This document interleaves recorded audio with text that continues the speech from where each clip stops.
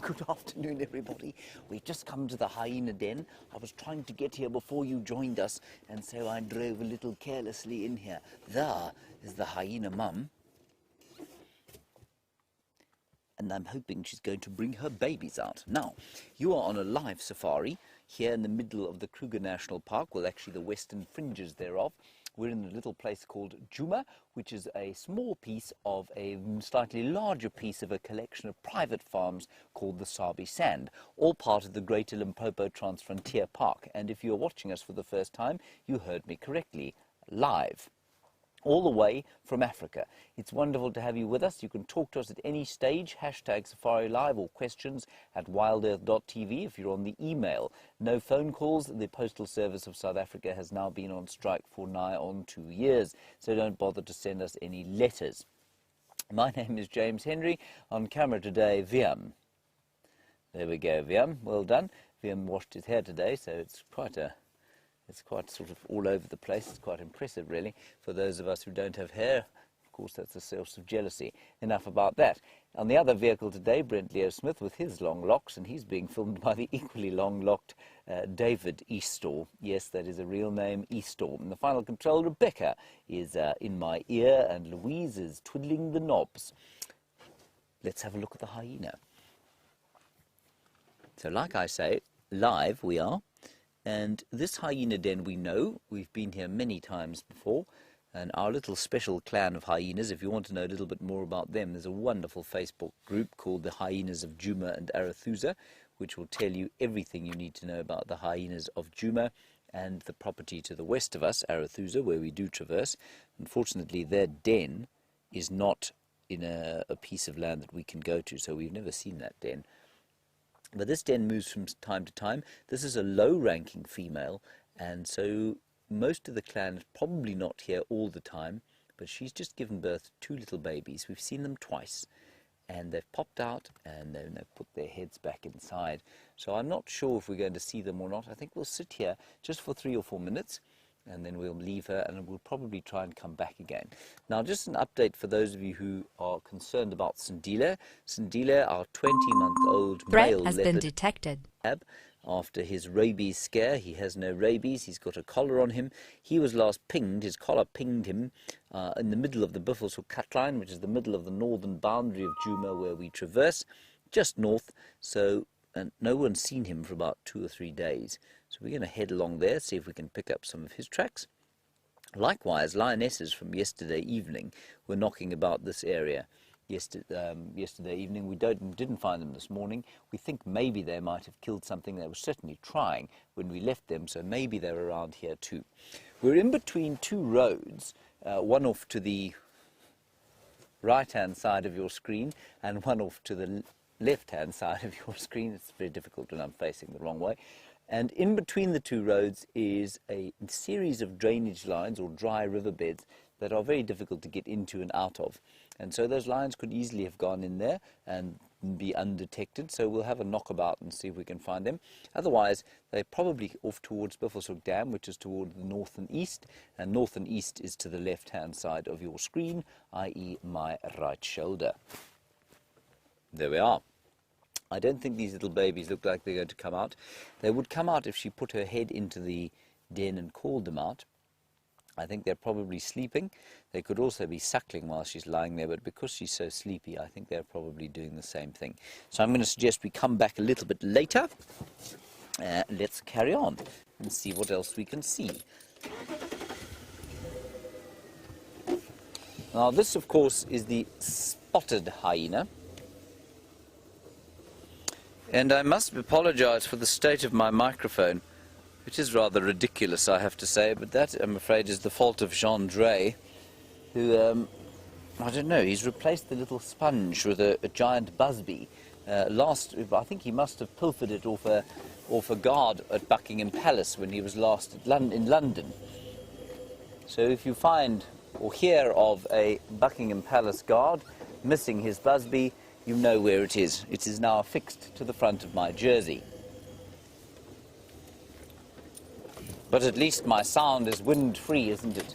Other than the wind coming out of my voice, of course. Not so, Via? Crystal clear, crystalline, marvellous, excellent. Brent Leo Smith is heading towards Cheetah Plains, which is to the far east of us. And he is not looking for a Singapore noodle stand there. He is looking, hopefully, for Quarantine. Quarantine, a male leopard, now 3 and a bit years old, who was there this morning. Magnificent-looking fellow, very chilled out, very calm, and hopefully we'll spend some time with him. And his father, of course, has come back, which is wonderful. That's Mvula. Well, we think it's his father. And Mvula's been knocking about here, but still he's not marking territory. He's most certainly kind of avoiding conflict with other males, and he was last seen on a warthog kill on Arathusa. We could think about going across there, but I haven't heard anything further about that. It's not a bad thought, actually. I want to just check and see if we can't find Sandila first, and maybe those lions. That would be very nice indeed.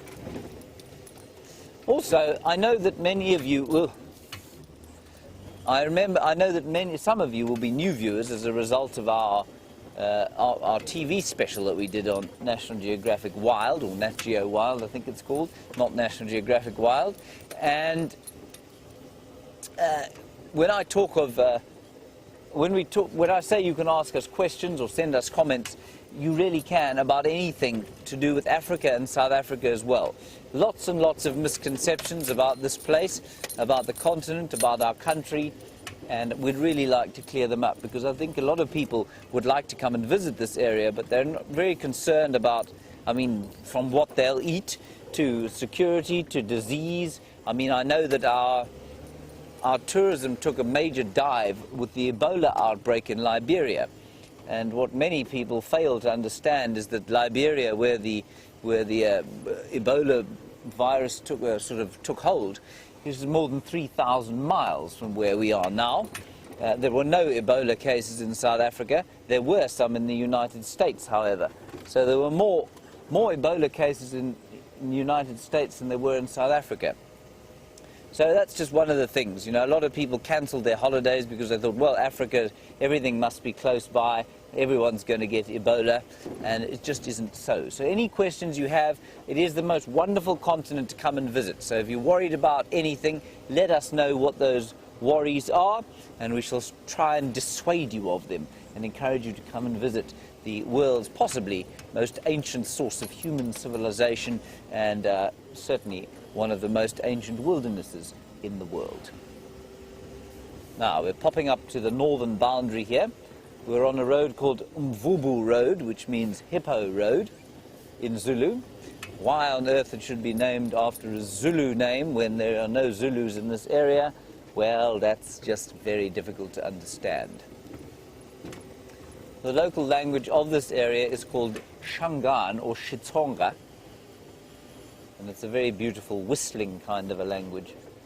Many whistling sounds in it, as opposed to the clicks, which are much more which people associate much more with African languages from South Africa.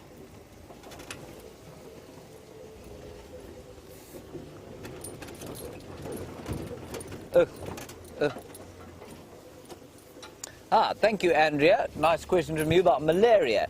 Is malaria a concern? Well, Andrea, malaria does occur in the Kruger National Park, absolutely. Have I ever had it? No. How long have I lived here? About 12 years, never had it here. Do people sometimes get it? Yes, very odd cases. VMP Ariel's down, I'm afraid. Yes. So it is a concern for some. I mean, Brent, who's had malaria 28 times, has never caught it from here. I mean, he walks past a mosquito, and if it's got malaria, he will get it. And so it's really a pretty low-risk area.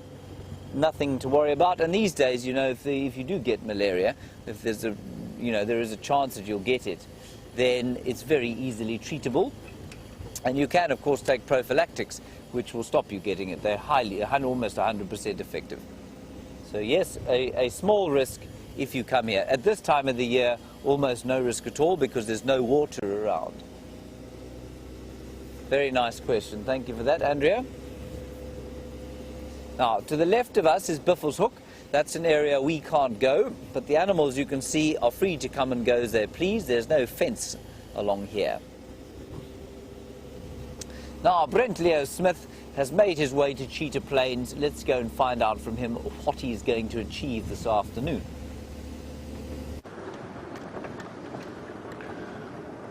Hi, I'm Brent. Welcome to SafariLIVE. I've got Dangerous Dave, part of the long-haired duo for the afternoon on Wendy. And, of course, on the Sunrise Safari, we saw a favourite leopard of a lot of ours, the quarantine young male. So now I'm really hoping he hasn't moved too far, and we're going to be able to find him again on the Sunset Safari. I'm worried that elephants might have chased him from his termite mound, so we're going to start looking very carefully for tracks.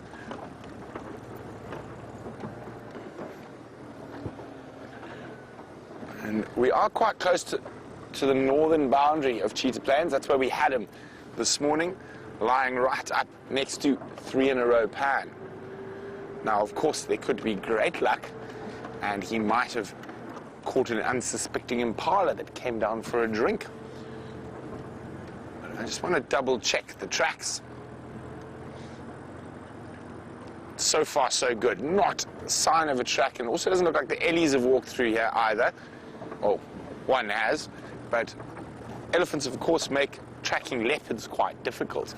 They obliterate all tracks.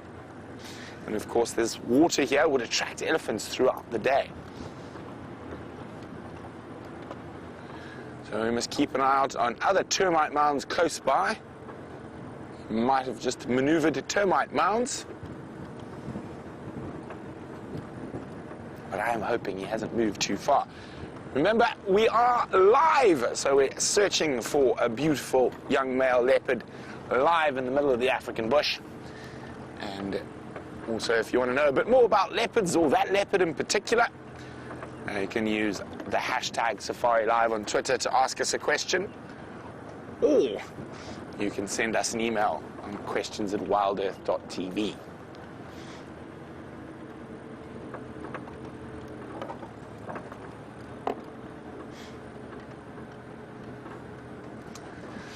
Hi, Aaron. Aaron says we're certainly not short on leopard sightings at the moment. May we have a recap? Of course you may. So let's... Friday. Let's start on Saturday. Well, what are we on now? Wednesday. Yes, I think that's a big enough period. Saturday produced both Sindile, Shadow, and Shadow's cub, as well as Mvula. And Sunday was Sindile. Monday, no leopards on Monday. Tuesday, no, Monday, I think Mvula in the morning. Monday, Mvula in the morning. And in the afternoon. And then Tuesday, had Karula's little cubs. And today, Wednesday, we've had Quarantine, who is not on top of his termite mound. So I'm probably going to have to do, and there have been quite a few elephants. I'm just going to have a quick look around. We're going to move down there and check on other termite mounds in the area. He is fond of a good termite mound, young Quarantine.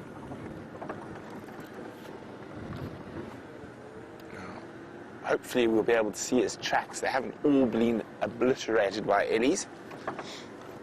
So he was atop of this termite mound this morning.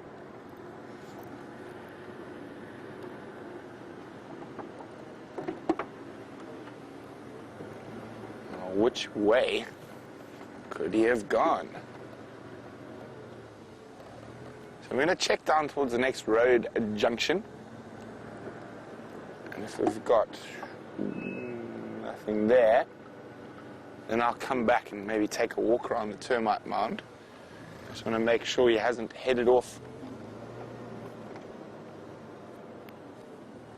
to the west. It doesn't look like it so far.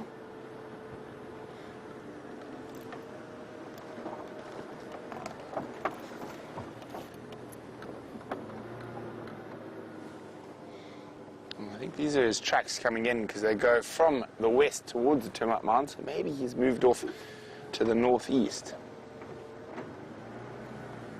Let's have a look around. Now, I want to keep looking. There's quite a few big termite mounds in this area.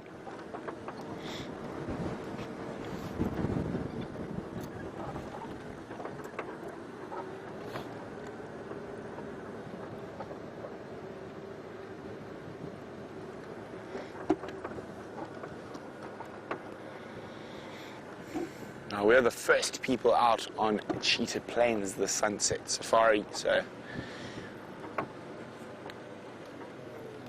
hoping to be on those tracks as quick as possible. So he doesn't come out here, and he was probably waiting for one of these little guys to pop out while he was sitting on top of that termite mound.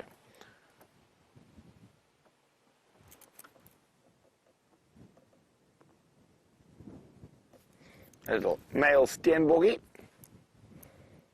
And there's the female. So I was wondering if maybe during the day he might have caught one of the pair we see here regularly, but it looks like they're both fit and well. So let's carry on. Now, hello, Julia. Julia in Houston is wondering if I've ever been to the Selous Game Reserve. I, in fact, lived there for quite a few years, Julia.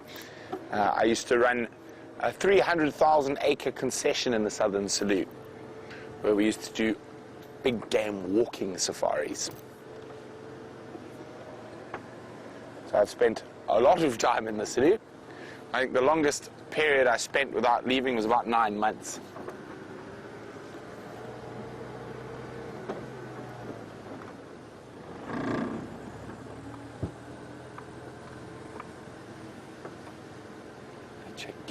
Carefully through here. Now there's a big game path that goes from the pan to our repeater, so I might even check around there.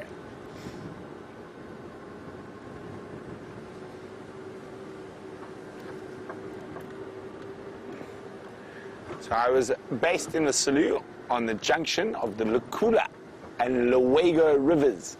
And we actually built up those camps from scratch, put in roads. We took over a hunting area and turned it into a big game walking safari area.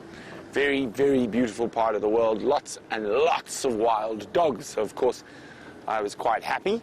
And I even got a Swahili nickname while I lived there, which was Mbamwitu, which is wild dog, because apparently I could get as excited as a wild dog, according to the guys I worked with there. But on that note, let's go see what Commander Bond is up to.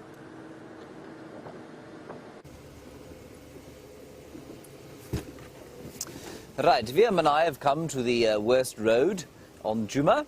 It is the worst road simply because of its current position directly through a seep line, which is fine.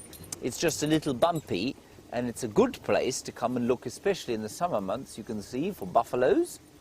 Then you might find other things wallowing in these little mud wallows. So it's a good place for mud wallowing animals Warthogs, of course, they like to wallow in the mud. It is quite chilly today. It's probably only about 16 or 17 degrees Celsius, which is about 65 degrees Fahrenheit. So quite chilly, a bit of a wind coming out of the southeast, and that is normal with the frontal weather. This kind of cloudy, gunmetal, grey sky does normally come out of the southeast, and it's quite nice to have every so often. And I know many of you, especially in the United Kingdom, for example, will be mortified by the thought of me saying, well, you know, it's quite nice to have a grey sky every so often, because I know how much you value your sunny skies. But, you know, for months on end in this area, we only have beautiful blue, deep winter skies. And every so often it's nice to have a bit of an eerie grey sky. Now, I'm in this area because we thought maybe the lions would have come across here. Don't think anyone drove here during the course of the morning.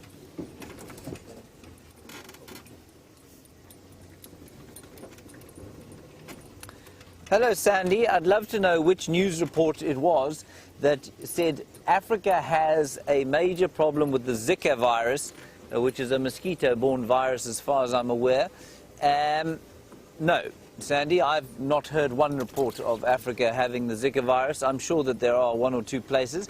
Remember, you can fit the continental United States into Africa 3 times. So that means that Africa is 5,000 miles long from top to bottom. The United States is about, I think it's about 2,000 miles from end to end. And the area is 3 times less than the area of Africa. So, yes, there could be Zika virus in some places in Africa, I suppose. I haven't heard of any, and there is certainly no evidence of the Zika virus in South Africa, certainly not an outbreak of it here in South Africa. So, no, I would say absolutely not. I'd love to know which newscast that was, and I'd love to know which part of Africa they were talking about.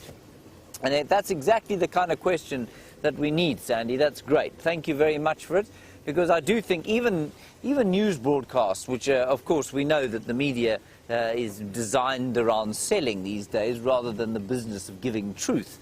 And so if they can make a slightly panicked statement about Africa, well, you know, it'll get people watching. But most certainly there may be 1 or 2 cases of the Zika virus in South Africa, but I read the news regularly every single day, and I certainly haven't heard of any here. Thank you, Sandy. Great question. Brilliant stuff. That's exactly what we want to talk about. Well, we'd rather talk about lions and leopards, of course, but we need to see some first. We might be lucky. I felt like those 3 lionesses from last night were heading in this direction. But I have not seen them. I was kind of hoping to find them lying on the ground here eating. Debbie, you want to know what the worst disease the lions get is. Well, Debbie, it depends on the animal, really. So you know that human beings can get different kinds of diseases that don't necessarily affect animals at all. So I'd say the worst disease that animals get out here in this particular area would be rabies. Rabies can be terribly detrimental. It can be carried by some and never expressed, like the mongoose. They can carry it, but they never express the disease. And it then can get into wild populations, and that's why such care was taken with Sindile. I'd say that's one of the worst. You can have the odd anthrax outbreak every so often in very, very dry years. It's extremely uncommon, but it can happen from time to time. And, yeah, those are probably the 2 worst that affect the animals out here. Then the bovids, so the cloven-hooved animals, well, they get things like foot and mouth sometimes. They also are affected by bovine tuberculosis, which is very much a similar disease to the tuberculosis that human beings get, but just for bovids. But if they are in good condition, so if there's sufficient rain and sufficient food for them, well, it doesn't seem to affect them too badly. So those are 2 of the major diseases, I suppose. Malaria is still a problem for much of Africa, but not this particular country, which is quite nice. VM, you've never had malaria, have you? No. So we're just looking under every bushel here, in every tree. I haven't been out for 2 days, so it's almost like re-exploring the place, relearning what's going on. So that's what we're doing. And what I really have noticed over the last 4 or 5 days has been the change in the colour of the leaves.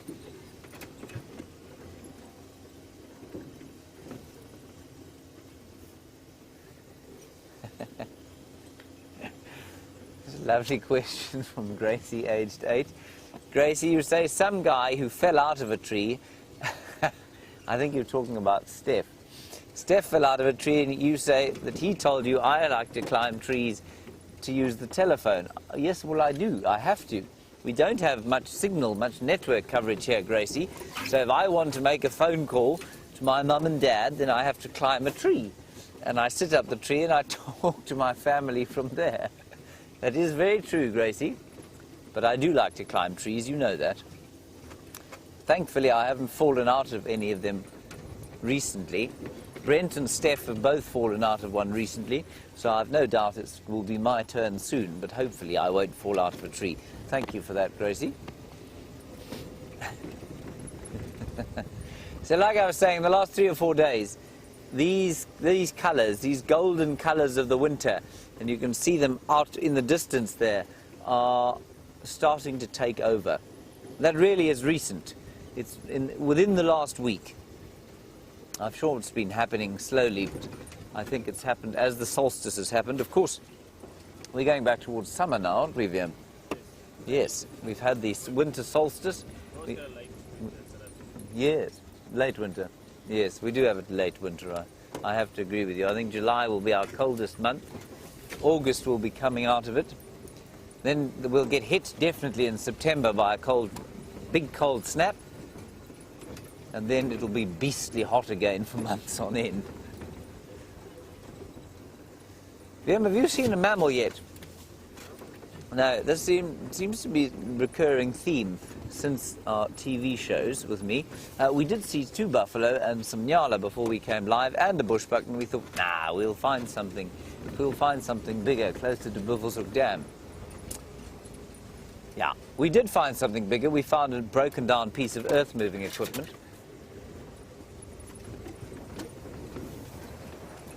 Yeah. So, Sandy, thank you for that. You've come back to me and you've said that CNN reported that the whole of Africa had a problem with the Zika virus.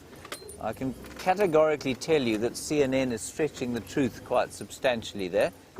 There is a mammal, a little nyala and her calf.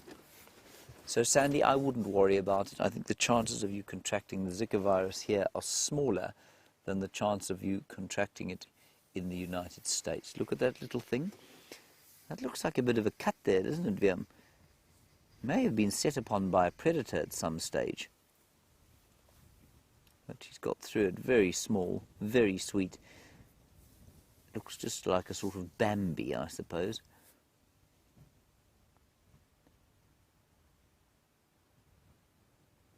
Isn't that lovely? But that's definitely a wound. Something is scratched along the back there. Could have been a leopard, but I mean, I find it difficult to see our little nyala calf like that. I mean, that nyala calf probably weighs, I don't know, 20 kilos, 40 pounds, 44 pounds. I find it difficult to believe that whatever leopard made that mark wouldn't have caught her. There had been something smaller, like a caracal, I suppose. Or just, you know what else it could have been?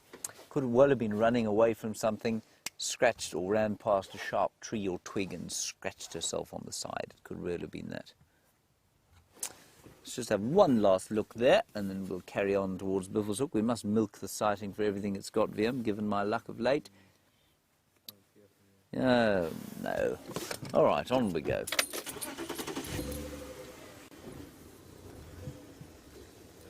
There we go, one last look. And they like these areas. You may have noticed that we've been coming downhill for some time, and we're now into the drainage system that eventually leads up to Buffelshoek Dam. And the bush is thick, which means that it's out of this sort of nasty wind blowing from the southeast, and it means that there's some greenery to eat for these browsing antelope. And they can hide a little bit. Their camouflage is effective down here when they're being stalked by the predators. Very nice, VM. So just hold that shot if you don't mind, VMP. That's the kind of view, that's the sort of distance we've got. That she is about three times the size as the little calf there. So she's probably 60 or 70 kilograms, which is about 160 pounds. And while that very sort of chestnut color sticks out for us, for the predators, mixed with green, it's almost invisible because they are colorblind. And they see in shades of red and green. And so that, especially with the outline broken up by those white stripes, will be difficult for a predator like a leopard or a lion to see. And the leopards and the lions are very difficult for us to see as well, aren't they, VM? Yes, seemingly. All right, let's carry on and see if we can find some. So that's a Nyala. Nyala cow and her calf.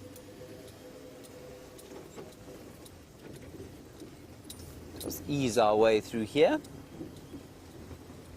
Checking under the bushes, over the bushes, on the termite mounds.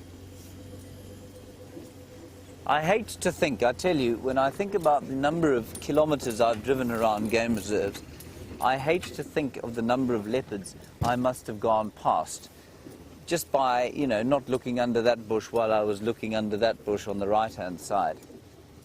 But they just do find it so very easy to hide away. I suppose I should be more astonished by the fact that we see them at all.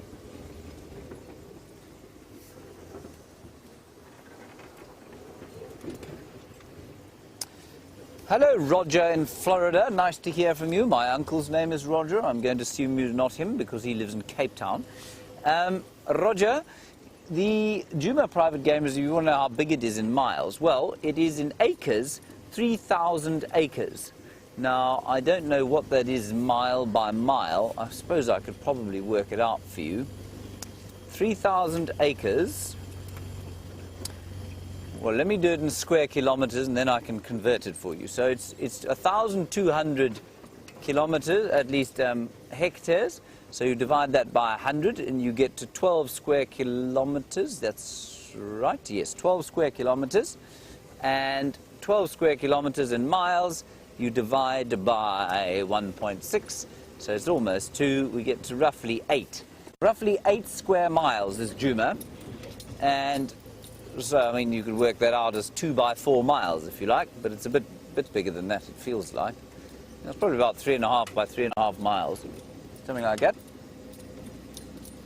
8.7 square miles. There we go. Thank you very much, Rebecca. I don't think I did too badly in my head there. And so, Roger, that's this reserve. And then about... Ooh. Hang on 1 second, Roger. Hold that thought. I thought I saw some lion tracks. But I didn't.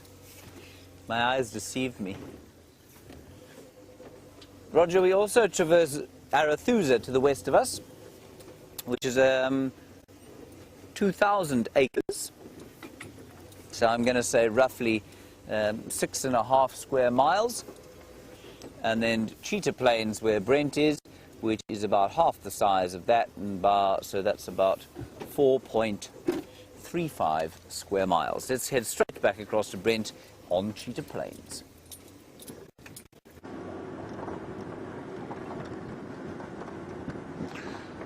Now, we found the tracks of where he came from going in. I haven't found any tracks coming out yet. So I just want to have a quick look at the Cheetah Plains pan, the only other bit of water. And I'm going to go up to the northern boundary and do a slow check there before cutting through on Owl's Nest, which is the road that runs through the middle of the block. I've had a look at our repeater already.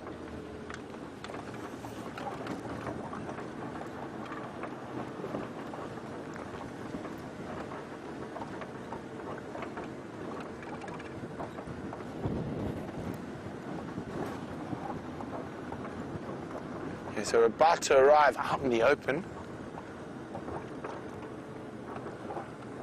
Let's have a look if we can see anything from here.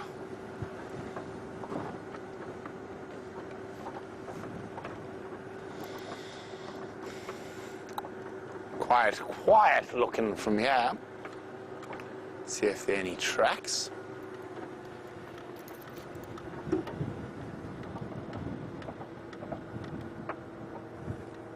Nope. Nada.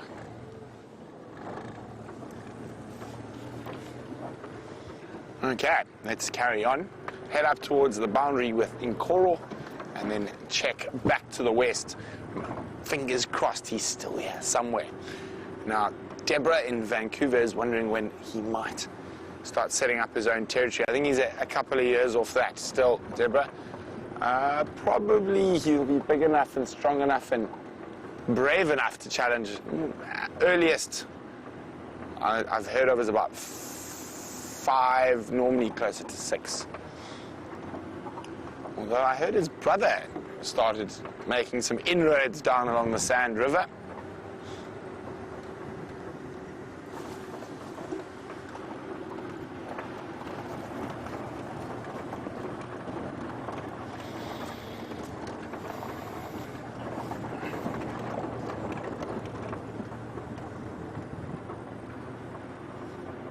Okay, so we're going to nearly up towards what they call Kalkol Open, and then we're going to cut off to the west.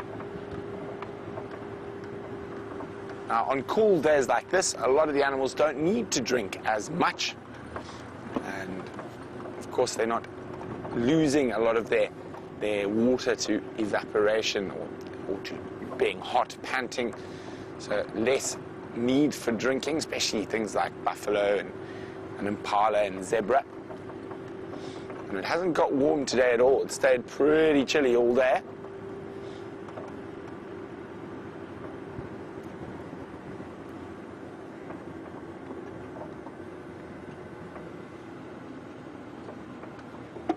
And just have a quick quiz across this open area. Nothing here as well.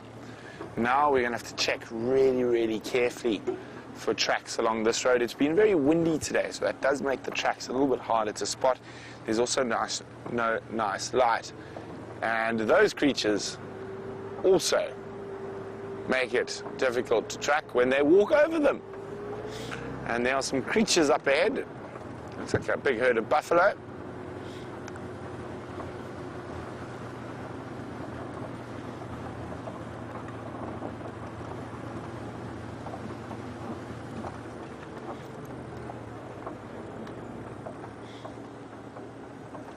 Well, maybe not a big herd of buffalo, but a herd of buffalo at least. A small herd of buffalo.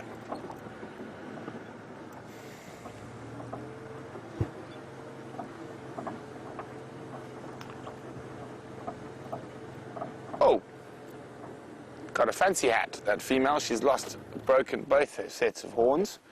That one there. There you go. Looks like a little bit more like a cow than normal.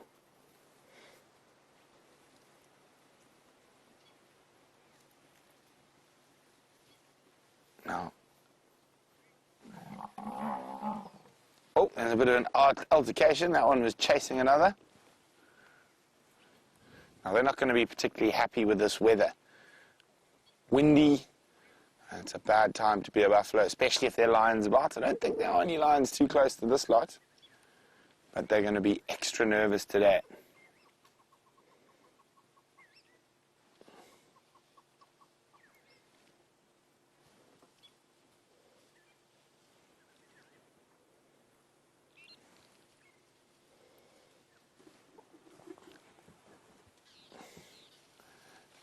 Oh, you see that? Just a little bit of wind, and one jogs a little bit, and they all get a bit of a fright, and the others start jogging.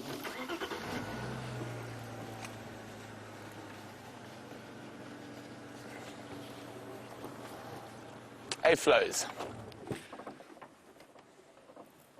You can just see the nervousness that this wind is creating.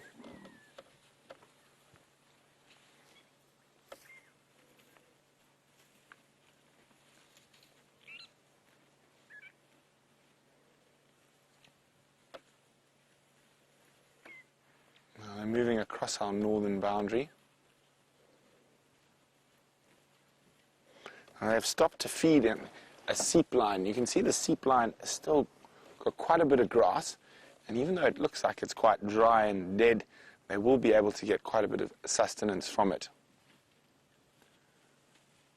There will be some green parts down at the base.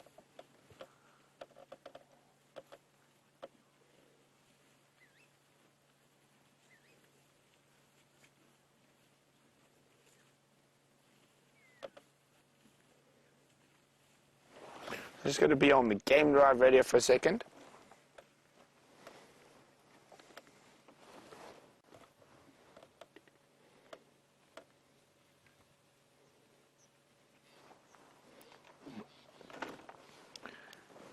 Afternoon, Andrew. There's also a small family of Nyari. They've just crossed into Nkoro to the west of Kalko Open.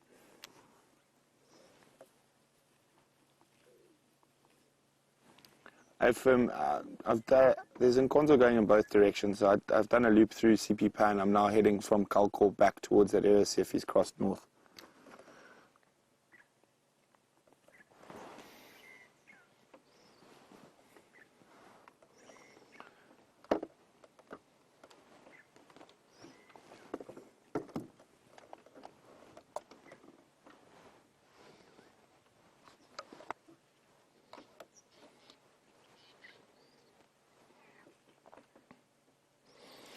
So, Zelda, hi. Zelda's in Montreal, and she's wondering, is there really going to be a cull of buffalo and hippo in the Kruger Park due to the drought? And they haven't made a definite decision yet, but it's a strong possibility. Okay, I'm going to leave this little herd of buffalo. I'm going to keep checking for leopard tracks. So there hasn't been a definite decision yet, Zelda, but it's looking quite probable that there will be a large cull of buffalo and hippo in the Kruger.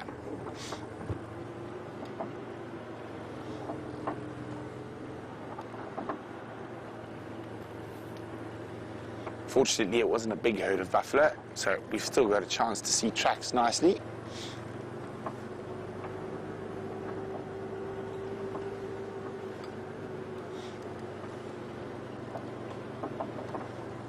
The wind does make seeing tracks quite difficult, but we're just going to go very slowly.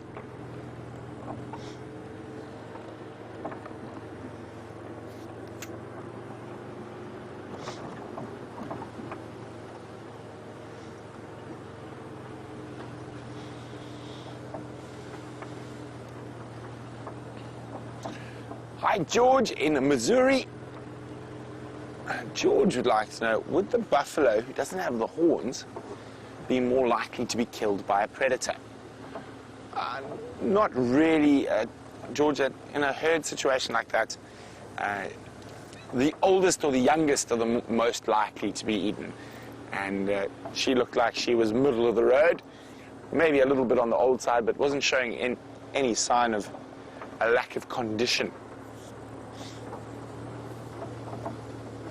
And also, quite often in those herd scenarios, the herd will come back and help defend the buffalo that's been caught.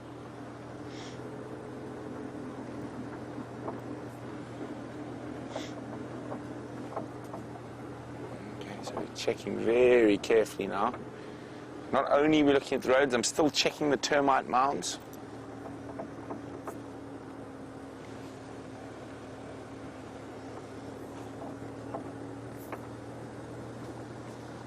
So fingers crossed, no, we don't want any tracks on this road.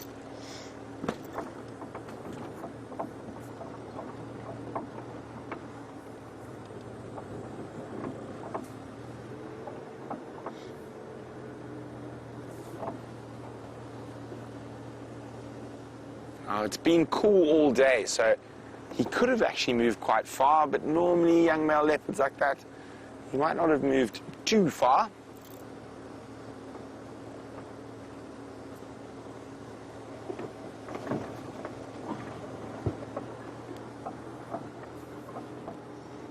There's lots of termite mounds in this area. He might have been chased by the elephants, and then he might have just decided to sleep somewhere else.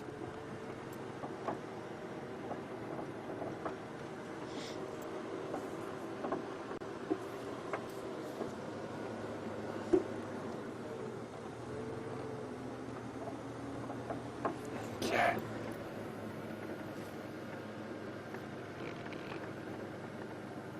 I'm always checking. There's a nice termite mound through the bush there. So that's what I'm peering at.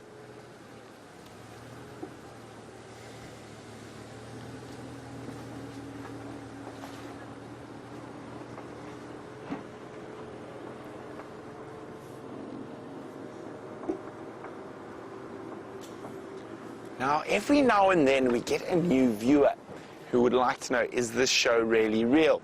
And Amabel, hi! It is, and we're live. So welcome to SafariLIVE, Amabel.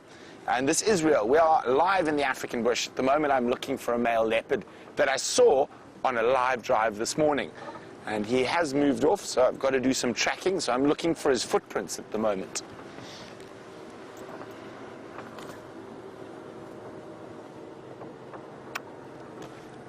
Now, Amabel, if you want to ask any other questions, you're more than welcome.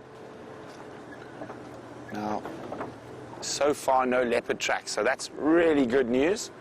We don't want any tracks in this area because this is our northern boundary.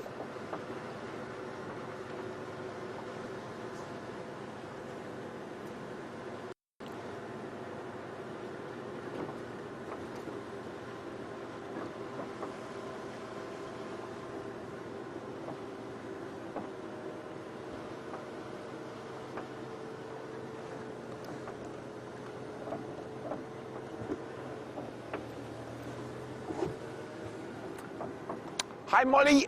Molly said she read about a white buffalo being born in Kruger National Park. That's correct.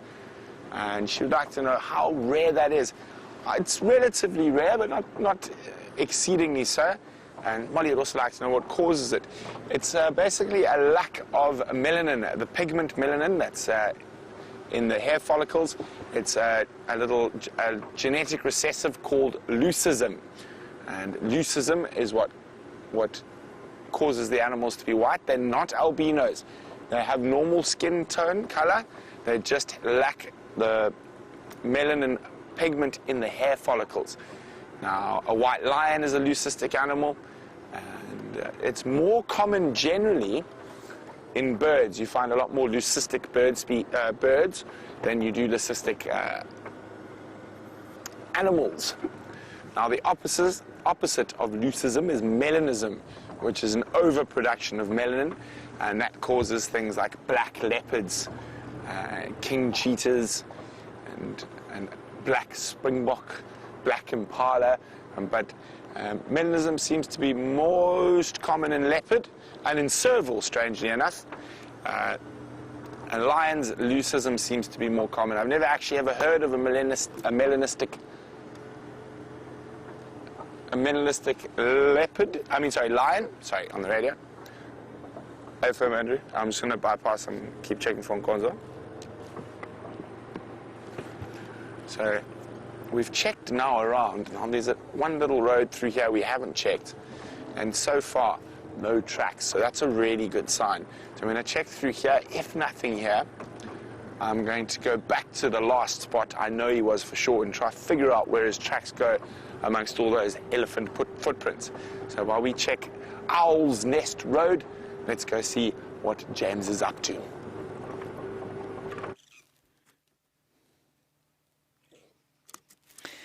Well, James and VM have failed to find any kind of animal life, everyone, but we have got a remarkable view.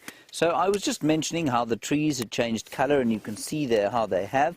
You can see the golden sheen on the tops of the trees all the way there to quarantine clearings. That's the clearing you were looking at there.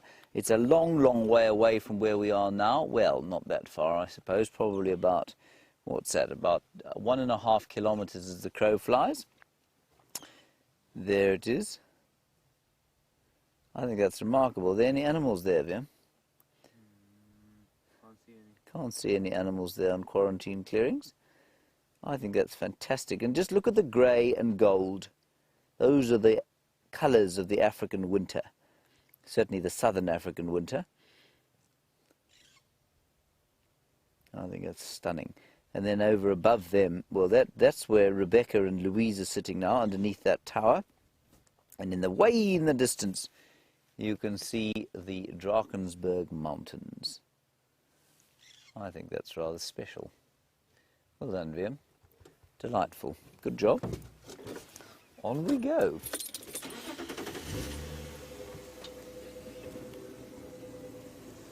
Hello, couple Kai. Very nice question from you about humans and what whether they exist here on the reserve in settlements. Well, they do, in so much as we have settlements where we live as the WIldEarth crew. There are some lion tracks here, but they don't look very fresh. So we'll just knock about here for a while and see what we can find. Buffelshoek Dam's just over here. Couple Kai, there aren't any local people living on the reserve, so there are no sort of villages on the reserve or in any of the Greater Limpopo Transfrontier Park, which extends east into Mozambique and north into Zimbabwe. So that's 3.5 million acres, at least hectares, 8.5 million acres, and there are no people living within that park other than park rangers, park staff, and of course the tourism staff. But on the western borders of where we live, there are about 4 million people living on the western borders of the Kruger National Park. And they're pretty poverty-stricken rural villages where unemployment reaches 60% in some cases. What have you... Oh, well spotted, Liam. Liam spotted a pig. That's brilliant. He was terrified. A terrified pig. Everybody, that was a warthog. Briefly. Our mammal list is going, Liam. It's up to 2 so far. Right, so plenty and plenty of people living on the borders of the park, but none inside the park.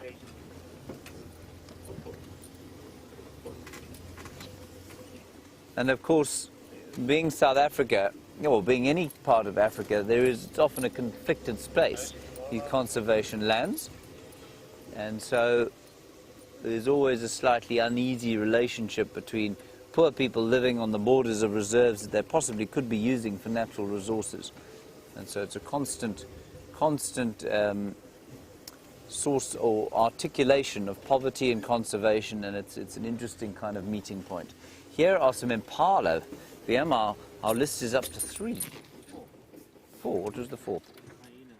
Oh, hyena, yes, of course, hyena. There we go, a little herd of pregnant impala ewes. And I say pregnant because they will all fall pregnant during the dark phase of the moon in May. We're into June now, and so most of them will be gravid, carrying babies. There we go. They're the most elegant antelope, the most common we get out here, of course. And these ones are particularly successful, of course, because they're able to browse and graze. So they can eat the leaves off trees or the leaves off of grass. Very few animals are able to do that with this sort of interchangeably as easily as the impala can. I suppose just about all grazers will have the odd browse when they can, but there are a lot of chemical compounds in the leaves of trees that do not occur in the leaves of grasses, and that makes them quite difficult for many animals to eat unless they're specially adapted to it. Very nice, Liam. Well done. We're going back towards Buffelshoek Dam now. We did check it from the other side while you were away with Brent on Cheetah Plains. Wasn't anything there, so we're just doing a loop around this way. Like I say, there were those lion tracks heading this way, coming into the block over here somewhere. Maybe we'll be lucky.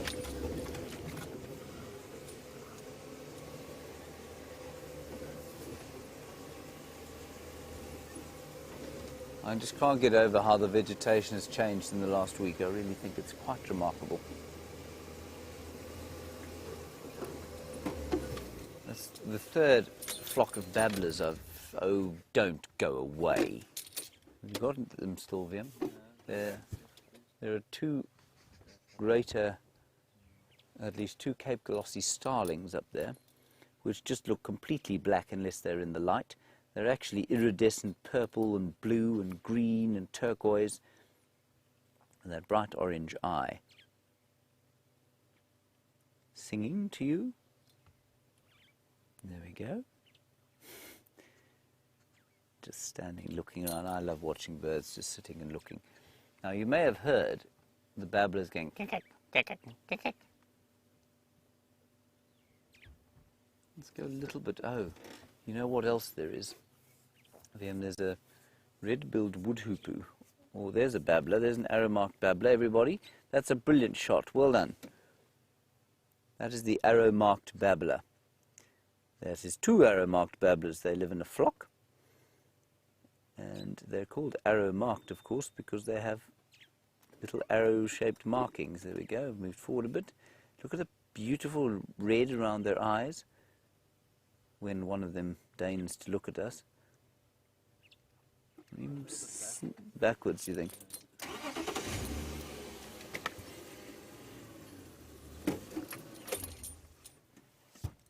Stunning. Now they're all fluffed out, of course, because it's a bit chilly, like I say, probably about 65, 66 degrees Fahrenheit. Which isn't very cold, but this wind does drop the temperature somewhat. They're sitting in a marula tree. Very nice. Peaceful. And they live in a flock. And their little flock will sort of, if I'm not mistaken, I'm just going to check this up quickly. Their little flock is, they're communal breeders, so there'll be sort of a dominant breeding pair within the group.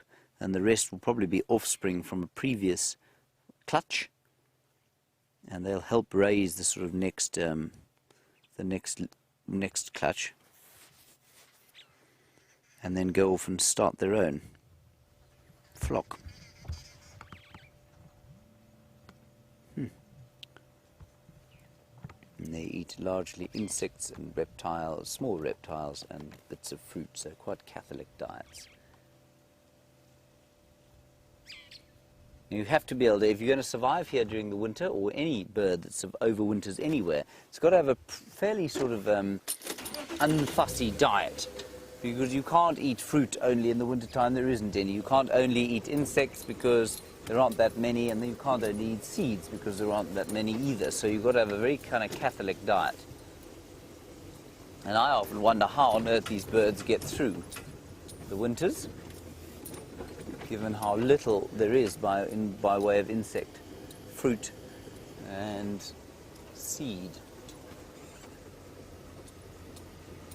Many zebra tracks, but no more lions seem to have come down this particular area. Nor down here. I'm going to drive a little bit faster to get to the dam, and then we'll see. We'll also see progress of the excavations. Oh, there's a diker running across the road, terrified. What was it terrified of, Liam? It certainly startled a Franklin as it went. And the Franklin went, "What?" No, obviously not. Is she speaking? What does she say? Oh, hang on, Rebecca. I don't know why it's not working. Try now. Oh, gosh. There we go. I'm here, Rebecca. I'm here.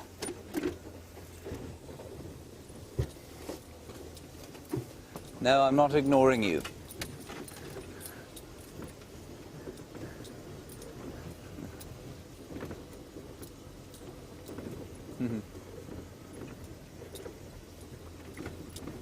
Cindy, a lovely, lovely one from you. You said, do squirrels gather nuts here for the winter time, or is it not necessary because there's no snow? They do gather nuts. They gather marula nuts, and they do put them down. They put them in holes of trees, and they look after them there. And so, yes, they absolutely keep caches of food, exactly the same as squirrels do in Europe and in America. Thank you, Cindy. I've never found a cache, but I've seen squirrels putting them away. You know, running with 3 or 4 of them and then stashing them in a tree and then disappearing off again. Let's just go around to the front of the dam. You can see it's getting very large indeed, and when the rains come, we'll be able to do water sports, I imagine. What do you think, Vim? Do you think we'll be able to ski here? Or, yeah, perhaps we'll have boat safaris. I'm going to go and look down here. Very nice. Vim has spotted another bird, a grey go-away bird, which I think they always look slightly surprised and depressed by life.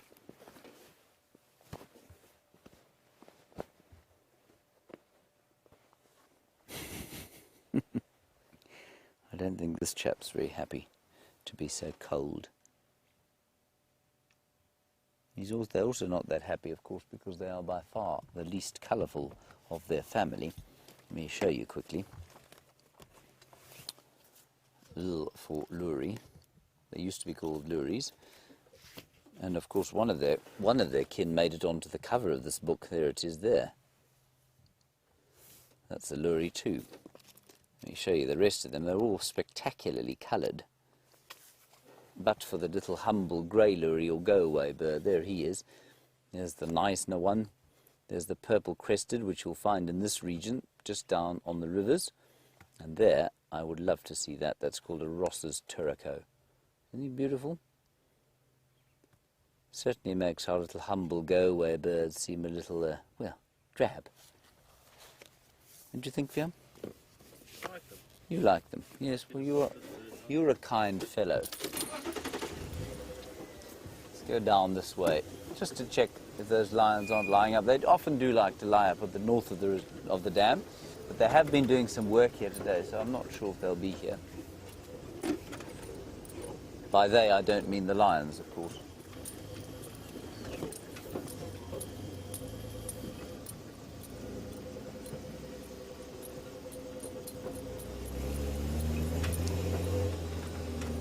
Now, if I'm not mistaken, where we're parked now will be an island in the new Buffelshoek Dam.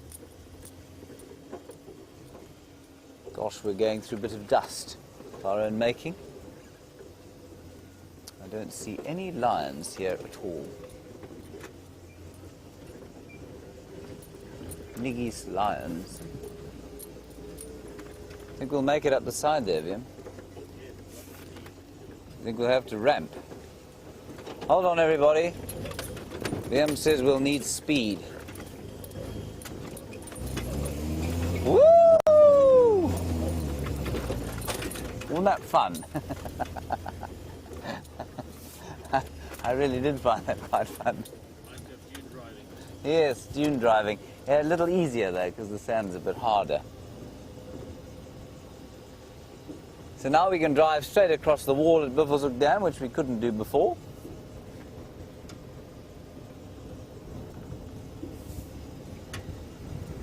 There is a startling lack of animals down here tonight, and that's simply because of the weather, everybody. We know that the weather is very blustery and cold. Animals don't like that. They feel nervous, as Brent was telling you.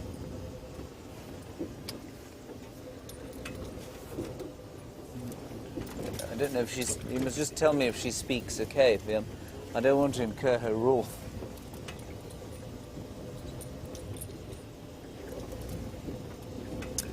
All right, I think it's time to head now down towards the south.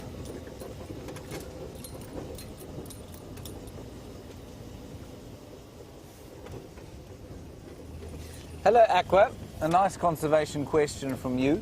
You say, do the landowners take a sort of a regular stock of their land, the grazing, etc., and then limit the number of tourists that come in and out depending?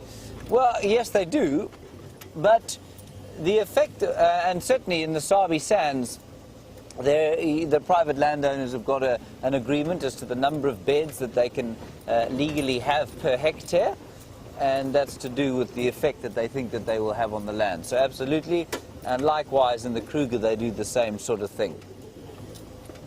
There are some dwarf mongoose and they're running into this termite mound. I'm sure they're going to be... They're going to be hugging each other in the cold and enjoying their afternoon tea inside that termite mound. Obviously, they've decided they don't want to see us. Let's just stop here and see if we can't call them out. I will now make a small smooching sound. Oh, there's one. Can you see it, Wim? Go straight over the top of that little apple leaf tree. There's one looking at us. There. No. Was it a tree? There. There it is. Yes, I was not incorrect. That's mammal number 5. Very nice. That's quite sweet. And they really will go down into their mound now. They don't like the cold. And I think what you'll find is that they'll huddle together under there. And a termite mound is a brilliant place to live if you like to be insulated.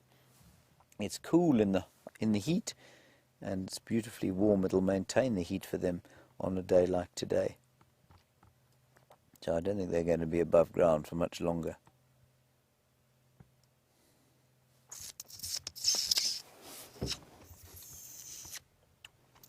This is the noise you have to make if you want them to come out.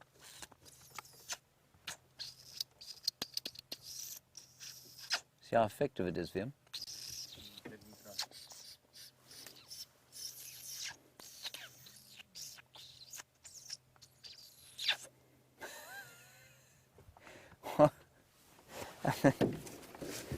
That's utterly hopeless. Sorry about that. Right, on we go. How deeply embarrassing.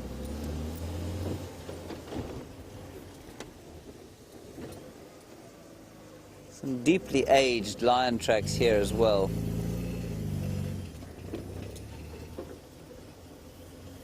I'm terrified I'm going to keep missing her, but no, I can hear her still.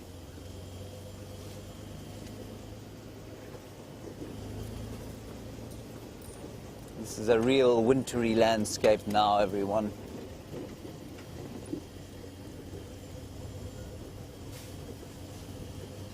Jackie, you want to know what a lion den consists of. Well, it depends on the lions, really. You know, if they're very wealthy, they'll have a kitchen, 3 or 4 bedrooms, 2 or 3 entertainment areas, a good veranda, a flat-screen television, and high-end entertainment system. The poorer sort live in a kind of they'd probably just hollow out a termite mound and live in there. I'm obviously being totally ridiculous. Lion dens in this area will consist largely of, like you say, thick bush, normally in a drainage line. So they've got like an overhang where, so if you look around us, we're in a very ancient landscape, very few kind of rocky areas. And so ideally they'd like a cave or a sort of rocky hill where they could put the babies underneath in a cave or something like that, but this area doesn't have many of them, so they'll go into the drainage line areas, the dry riverbeds. They'll find a sort of hollowed out area, an inundated part of the bank, and put the cubs in there, especially if there's a sort of wall of vegetation there. Sometimes it is just very thick vegetation, but so often down in the riverbeds, because those seem to be the places where the thickest vegetation is found, and so the safest and warmest spots for their cubs to be are in those areas.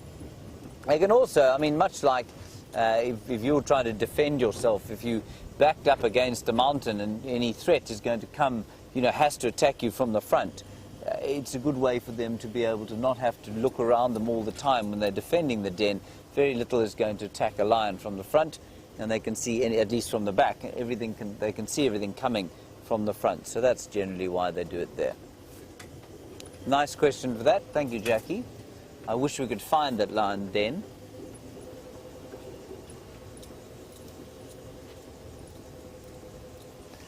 Now, Debbie, you're wanting to know how many of the Nkuhuma lionesses, our favourite lionesses, our sort of mainstay of lion viewing, have given birth so far. Debbie, as far as we know, it's only the Torchwood one that we can confirm has given birth. So she's got 2 cubs on Torchwood. We suspect that there is another den here somewhere on Djuma where there's another lioness has given birth, and that's because we've seen one that's lactating, and she's certainly got very swollen nipples, and we normally only see the 3 lionesses together at the moment. So we're pretty sure that one of them has given birth here, but we haven't seen the cubs yet. The one on Torchwood seems to be parading her little ones out on a beautiful flat rock area. I mean, you couldn't imagine a more picturesque spot for them to be. There's a duiker there. Oh, yes, we did see another duiker. So we've got 6 mammals so far. See the duiker there? There it is, running away, obviously. Now that's known as a common duiker, everybody. Some people call it the grey duiker, but it's not very grey out here. It becomes greyer and greyer the further towards the Cape you go. A bit like the skies. You've seen red ones? Oh, a red duiker, or a red common duiker. Red-coloured duiker. I'll quiz VM about that. The most beautiful one is something called a blue duiker, which is about that big. Tiny little thing. All right, while we continue to have absolutely no luck out here whatsoever, let's head across to Brent Leo Smith, who is also having absolutely luck whatsoever.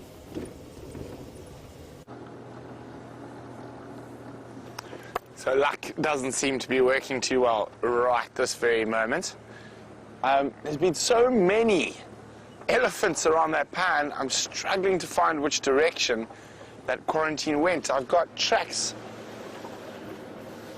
in multiple directions, and the most fresh ones look like they're going the opposite way to the other ones, but there's nothing there. So we're going to do a little bit of a loop, but check towards the west this time rather than the east.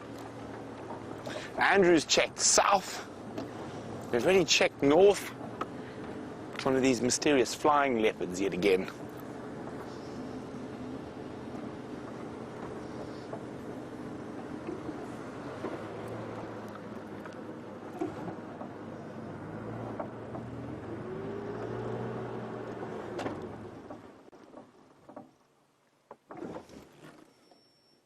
Can you hear a little chin spot batis alarm calling? They often alarm call at anything, so you never know. Right next to that termite mound, which is always a good spot, especially for quarantine. He really loves a good termite mound.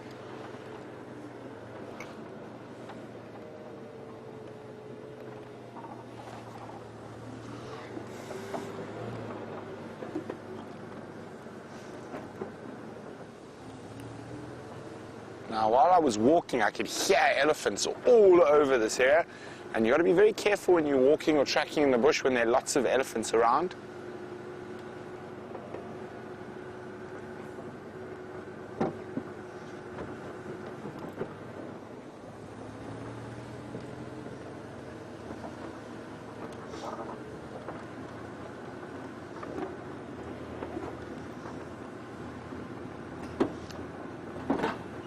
We almost wish it was really hot today, then he probably wouldn't have moved at all, or very far, at least. There's nothing coming out on any of the roads. Just a bunch of tracks around that termite mound going in every which direction.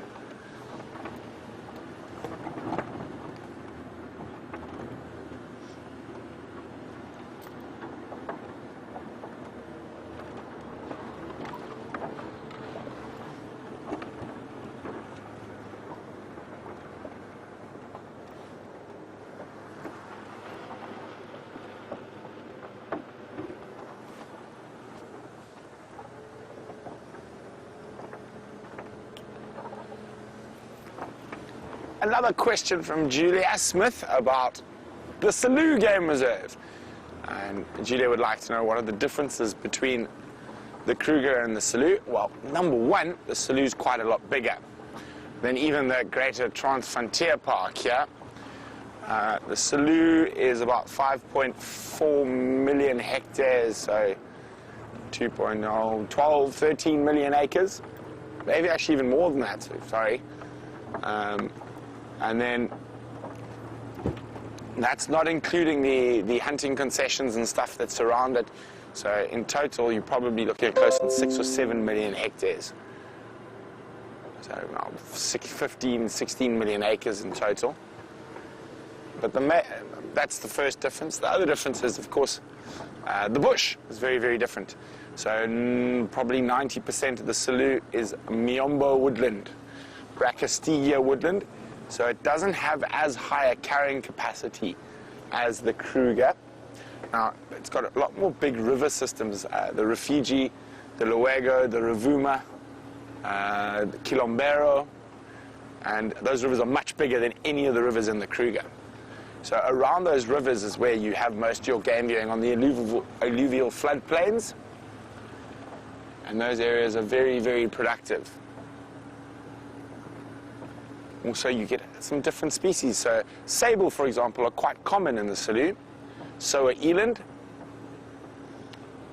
You get a different type of wildebeest there called a Nyassa wildebeest. It's got a white chevron across its nose. And traditionally, or even today, most of the Selous south of the Rufiji River is designated hunting concessions. And of course, there's no hunting in the Kruger.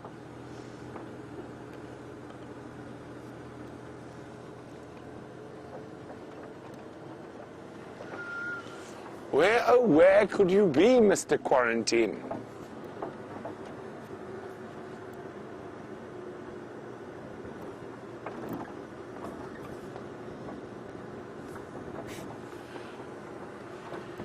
Hi, Arcadia.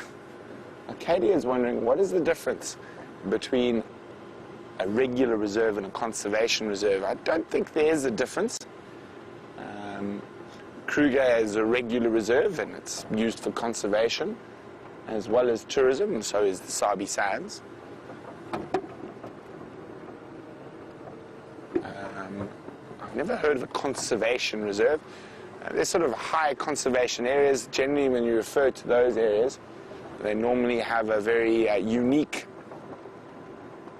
set of plant species or animal species that are endemic or endangered to that area. Sometimes, I think. So I'm trying to think. I can't really think of one offhand, but I think that I have heard that before.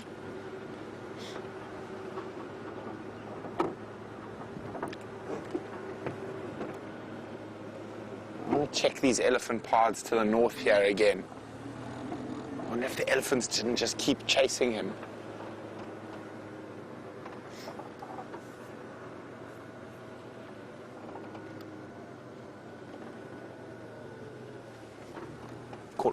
Of course, not the most wonderful tracking light, but I don't think at this speed I'm actually going to miss any tracks on any of the big elephant paths.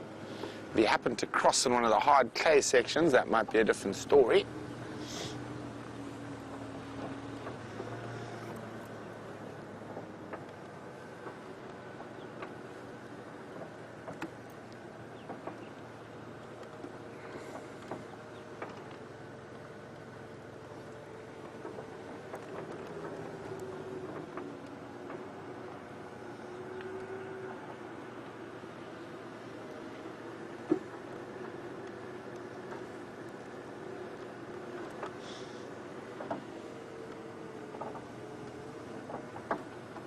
Hi, Becky Sleep.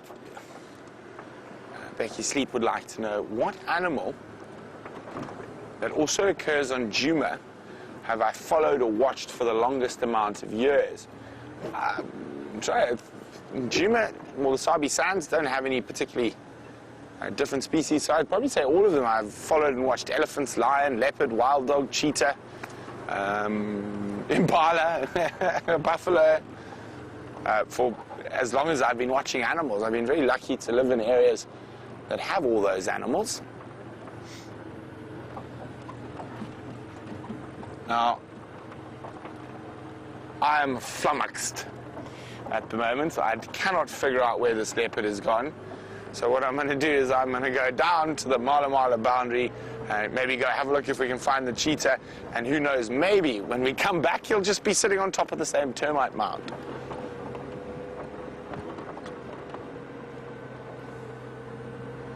Quite often it happens with leopards, when you stop looking for them, they pop up. So we're going to try that tact.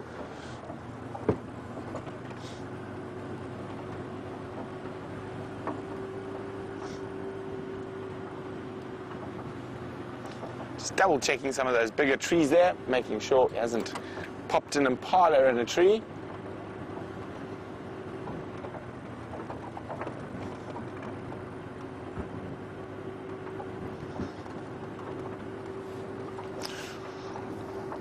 Oh, it's chilly, chilly, chilly this evening. I think we're going to go have a quick look around the big open area to the south and come back again past this area. And then if we have no luck, I think we might start heading back for Djuma, because it's a long, cold drive from down in Cheetah Plains.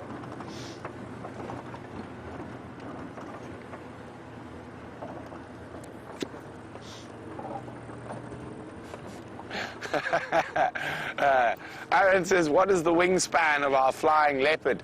Well, the first time I catch it flying, Aaron, I'll let you know. But let's go see if James is having a bit more luck than we are.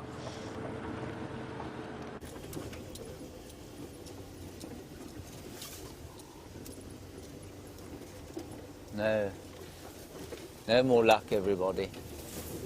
Just the barren wilderness. I must say, it's very brave of Brent to have decided that, having given up on leopards, he's now going to look for cheetah. I wish him all the best with that one. Okay, what we're going to do, we've given up on the lions, we're going to head down towards the south and see if the queen hasn't come back across. And then we're going to head across to Arathusa and see if that Mvula sighting is still going. Because I think Rusty might be okay over there with some signal. So we'll just do a brief boat ride down to the south. See what we can see in the drainage here. Of course, this is where an animal might want to lie in the wind and cold. There is a buffalo kill on Buffelshoek, by the way. And so, were you visiting Vuyatela or Gallagher, you could be viewing there. Our signal doesn't cover that area at the moment. And there's they killed the buffalo apparently sometime in the middle of this day, which is fantastic. But the Torchwood Pride, so not our ladies.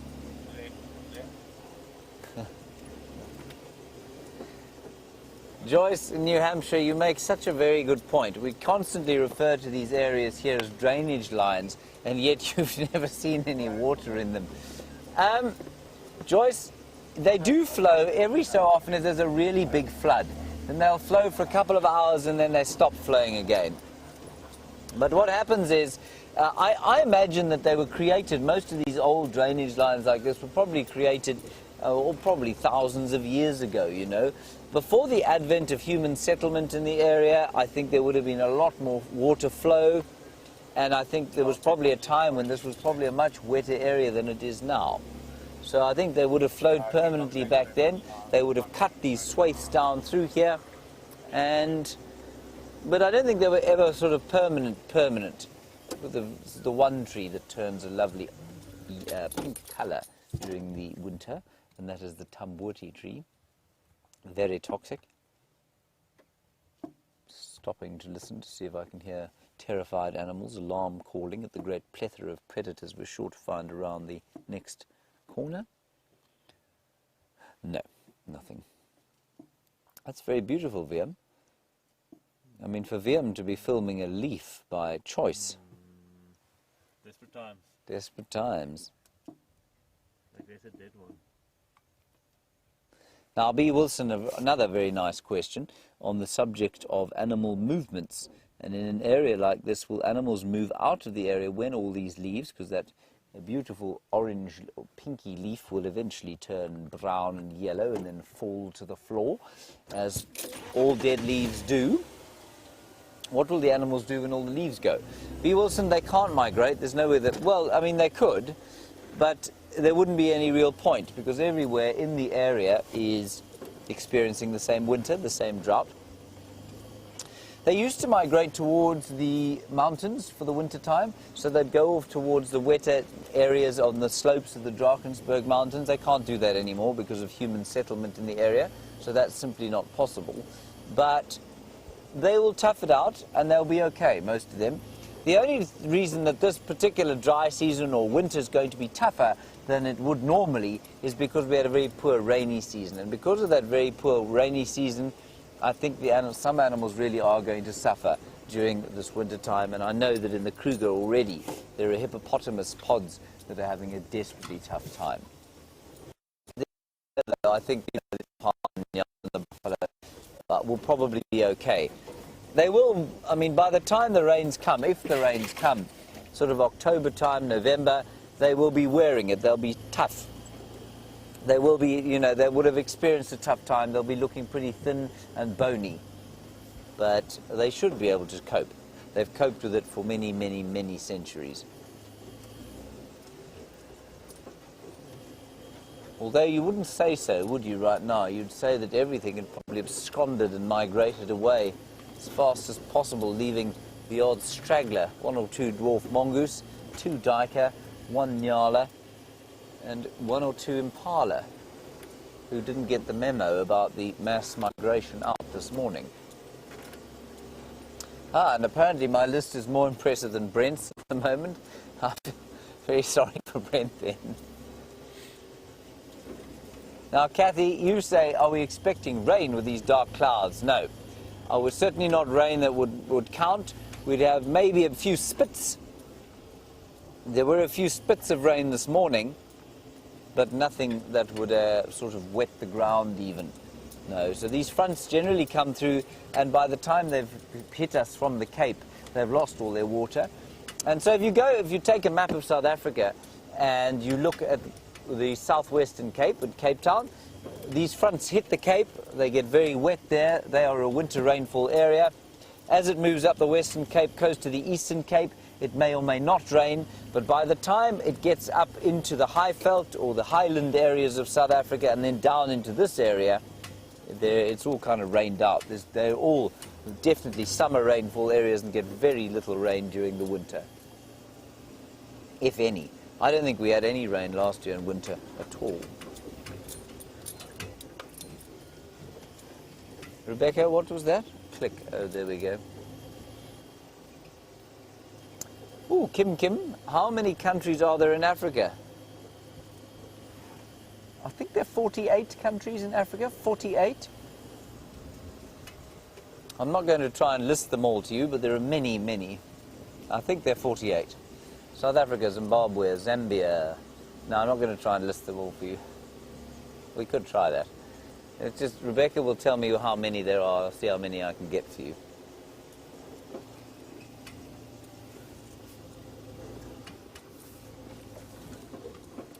"54 countries. Okay, here we go, everybody. I'm going to try and name them for you because there are no animals to see. South Africa, obviously. Namibia, Botswana, Zambia, Mozambique, Zimbabwe, Angola, Democratic Republic of the Congo, Ethiopia, Somalia, Djibouti, Eritrea,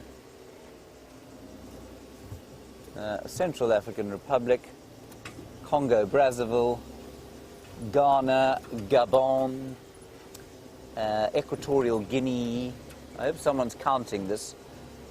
Guinea-Bissau, Burkina Faso, Togo, Benin, Chad, of course those ones at the top there, Tunisia, Libya, Liberia, Morocco, Western Sahara, Mauritania, Mali. How many have I got so far, Rebecca? Kenya, Tanzania, Uganda, Rwanda, Burundi, Egypt, of course, how could I forget Egypt, Algeria, Tunisia. I can tell there are going to be some obvious ones. The Gambia, Western Sahara, I think I said that one. I'm definitely, Nigeria, Niger, Nigeria, Niger. Yeah, that's about most of them, I think. So you can see there are lots and lots of them. Swaziland and Lesotho, yes, they are sort of part of South Africa, though, so they don't really count. There's some alarm-calling birds in here, Vim. They've probably seen a very small snake, which will be invisible to us.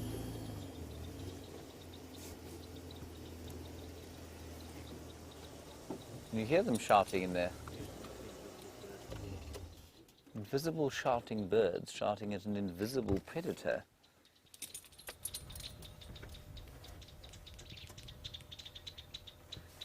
Now, Roger, you're asking about poisonous or venomous snakes and constrictors? I'm going to answer that question while I stick my head over the top here, simply because these birds are alarm calling at something. So I'm going to do it very carefully. There are venomous snakes, remember, not poisonous. Venomous means that they can envenomate, they can bite you and make you sick, if you like. But poisonous means poisonous. And there aren't many snakes that are poisonous to eat. Constrictors, yes. The python, the South African rock python, and some of the grass snakes are also constrictors. I'm just going to look up here at what these birds are alarming at. I'm now going to be silent.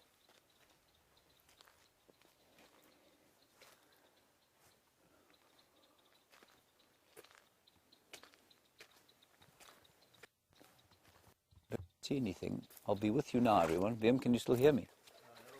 A little bit. They seem to be moving, these birds.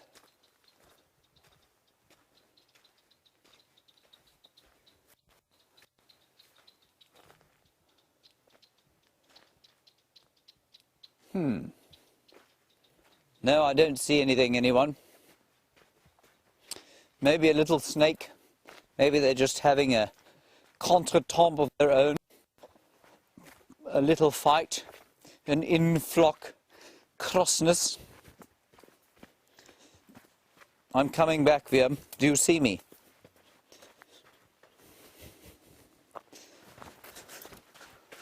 With my busby attached to the front of my throat.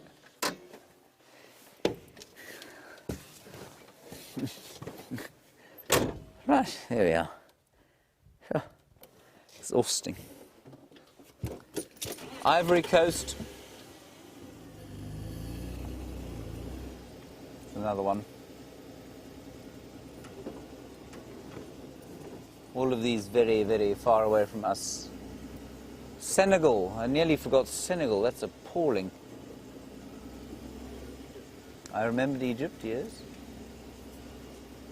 Sudan. North and south.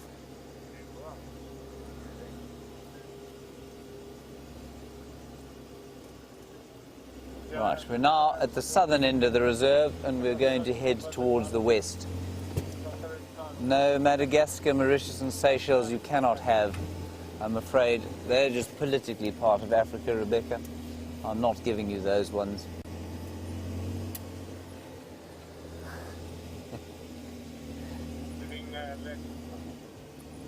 All right, this is the end of our little drive down the river. Then we'll turn west towards Arathusa now.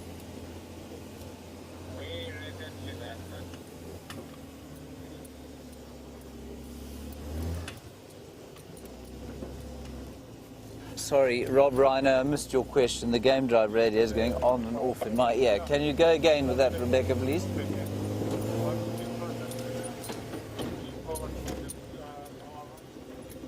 Oh, do go away birds tell other creatures to go away, or are they announcing that they're going away?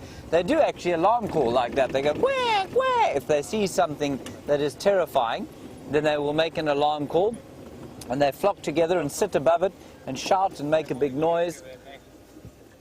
Just give me 1 second here. That's a piece of grass that looks like a leopard head.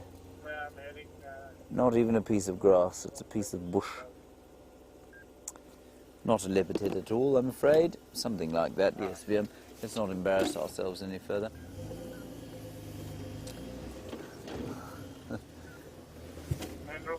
Let's see if we're very lucky and find Karula bringing her babies back onto Juma today.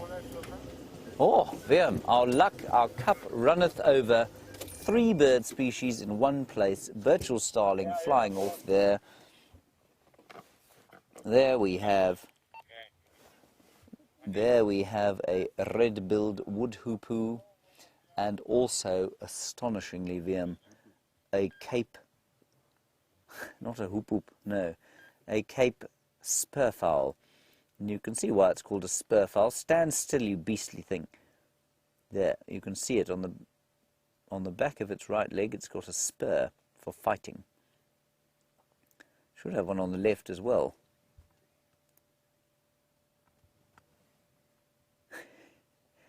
There's highlight of the day there. See that spur? That's quite interesting. We don't often see it so obviously. I really thought they had one on each foot. I didn't know it was only on one, and that's for fighting. So much like chickens have got them, and certainly when they did cockfighting, terrible, terrible blight on human animal husbandry, I guess, they used a spur like that as well.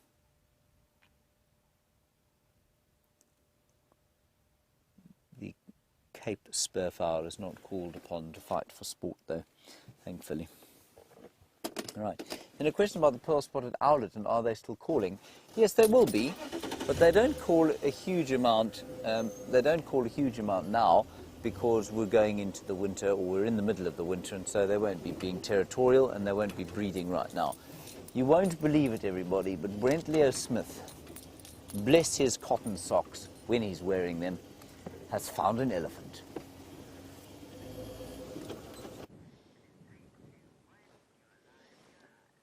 We've got 2 young bull elephants, the first thing we've seen in an age, but they're not very relaxed. So we're keeping our distance a little bit from them. Hopefully they'll calm down, but this wind, elephants can often be quite skittish.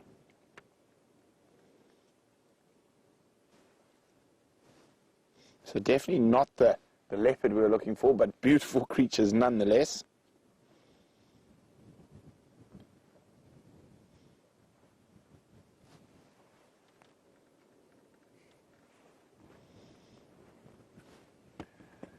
So 2 young boys in their 20s. I think they might be the only living soul on Cheetah Plains apart from those buffalo we saw earlier.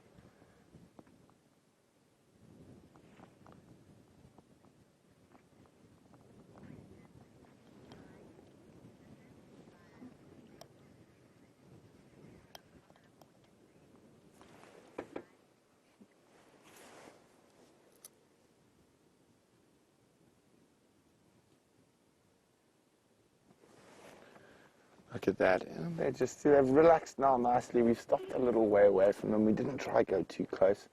And you can see their body language is nice and relaxed now. Probably, what do you say, 30 meters, 40 meters away. Oh, looks like he might go back and play in the mud. We're probably not going to see too much water splashing and mud spraying today. I don't think they need to cool down at all. Now what he's doing there is he's actually probably sniffing the urine of another elephant that was there earlier. Oh, he's proving me wrong. He's splashing mud on himself. It looked like he was about to.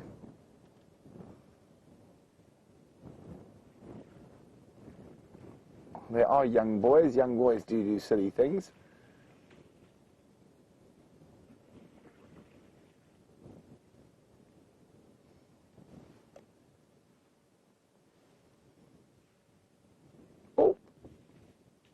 They're going to be a bit of game. Well, James, it looks like James has found an elephant as well. Well, this elephant, everybody, I don't mean to drag you away from Brent's, but this one was standing right on the top of that termite mound, trying to get at the lovely leaves of the Scotia brachypetala, or weeping bourbean tree. He's looking at us with great suspicion in his eyes. But he was climbed right up there and at a sort of very awkward angle. He's just come down now. See if he goes up again. And elephants are surprisingly good climbers. Often when you're on foot and you see an elephant, you look around and you see a termite mound, but you think, well, you know, if he gets really upset, I'll just climb up the termite mound. And that would be a mistake, because elephants can climb. Well, not quite like a leopard, but they can certainly get up and down a termite mound like that.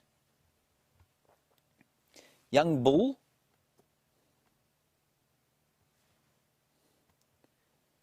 Very nice of him. That's very artistic.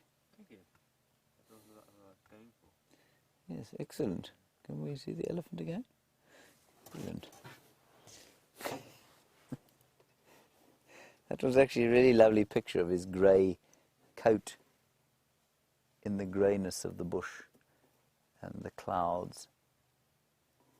There's a very ominous kind of atmosphere around here.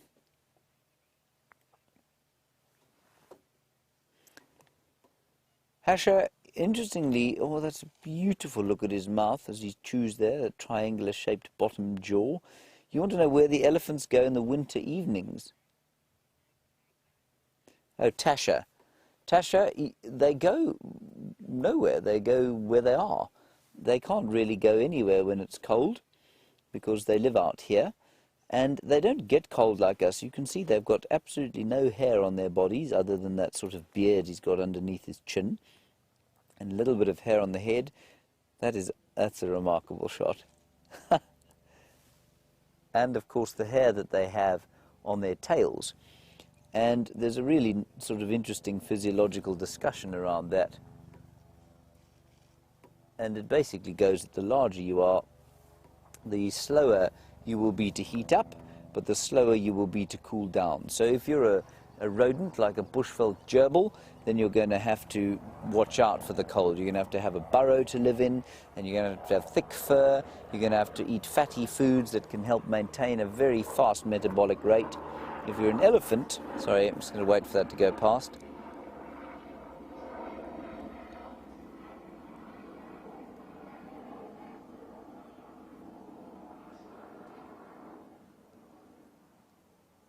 There we go.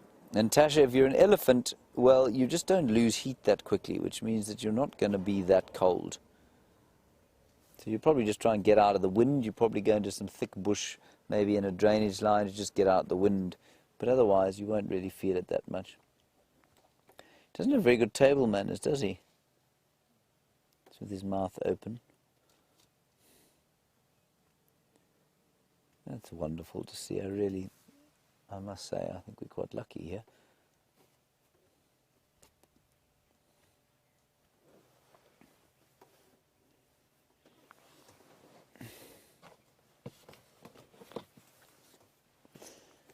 Donna, a very good point from you. You say we often see white bits in the elephant's eyes.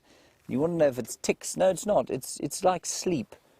You know when you wake up and you've got sort of grime on the inside of your eyes? That's just what that is. And I think in the dusty winter, their eyes do water quite a lot. And I think in the dusty winter time, that's wonderful. In the dusty winter, those tears get sort of almost form mud with all the dust that there is around, and they just get stuck there. And you said, do they remove them with their trunks? Most certainly. They scratch their eyes with their trunks a lot. They scratch their ears too. It's obviously not bugging him too much, though. He's having a lovely meal.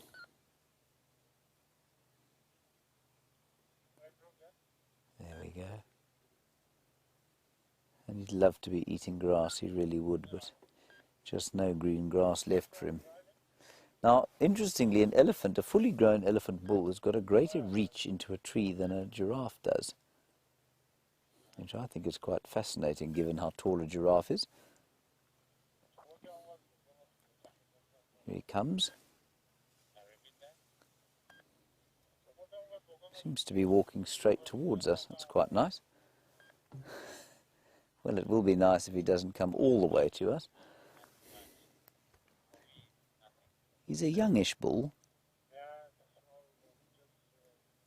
And what he's doing, everyone, is just, I remain convinced that elephants are highly intelligent, and I think they get bored. I think they get bored out of their minds by walking around, eating all day long. And now here is a bit of entertainment, a bit of company for them to engage with. Don't push that tree over. I shall be very cross with you. Not that you care, but I will be. And I think he's having a scratch, but he's also saying to us, hi, what's happening in your life? I'm a bit bored.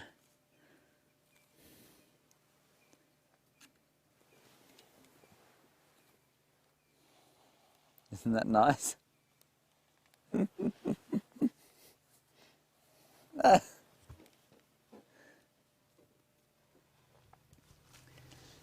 Amy, lovely question from you. You say, do elephants have toes, and do they use them?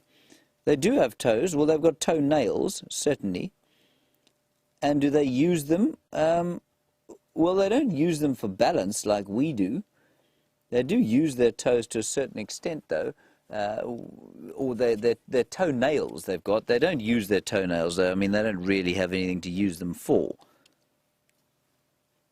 When they tend to fall out. But, Amy, what's interesting, if you look at the inside of an elephant's foot, it's got all the same bones that your hands and feet do. So they definitely have fingers and toes in just about the same way that we do. Yes, that is correct. That is what I said.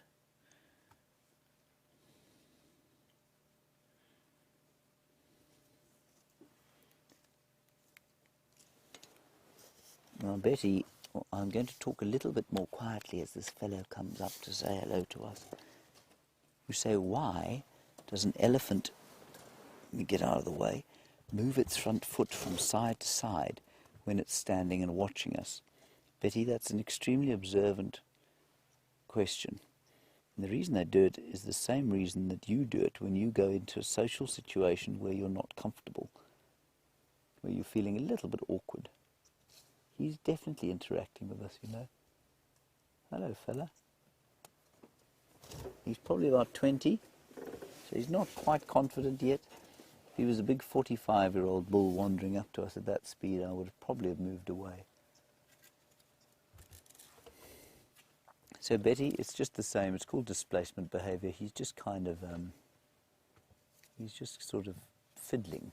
Like, if you've got something in your pocket that you fiddle with, he's now only about 2 meters, 2.5 meters from us. You've got like I don't know, your lipstick in your pocket, or perhaps you've got a phone in your pocket and you just twiddle it around or fiddle with your collar cuff or your skirt hem in an awkward social situation. It's exactly what that is. What a spectacular sighting of a very confiding young bull elephant, and I truly believe that he is as grateful for our company as we are for his. Even if it's not particularly conscious gratefulness.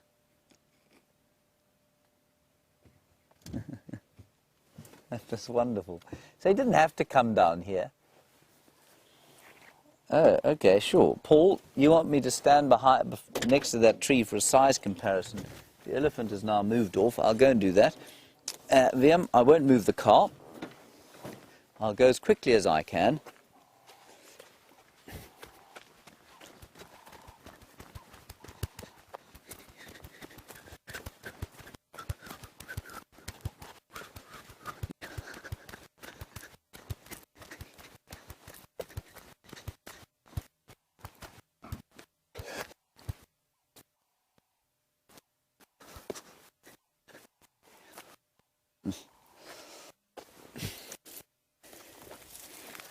You can't even see me.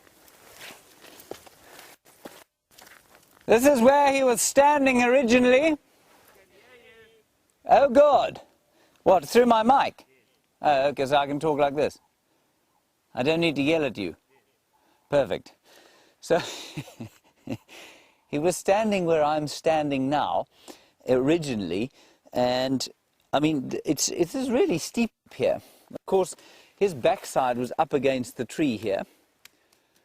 And then he walked down to here, and I'm going to disappear from view. He sort of slid down here, like that. And when he was feeding, he's standing where I am now. You can't even see me. So,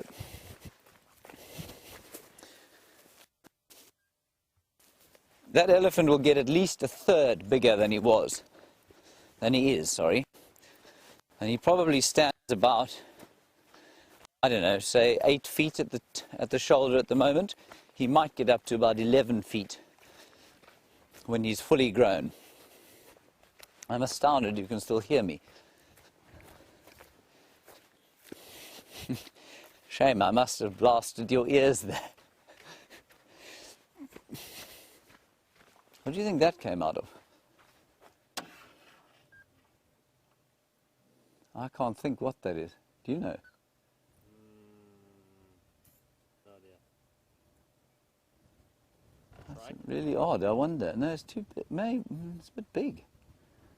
I don't know what that is. I'd love to know if anybody... Oh, you know, it's probably an owl. Possibly an owl. Very nice. Just very red. On we go. I smell rain, Liam. You know, it would be precisely my luck that when I said that it was highly unlikely we'll get any rain, or certainly nothing that's going to be meaningful, the first winter deluge in the 10 millennia arrives today. That was a wonderful, wonderful sighting. What a treat. On we go.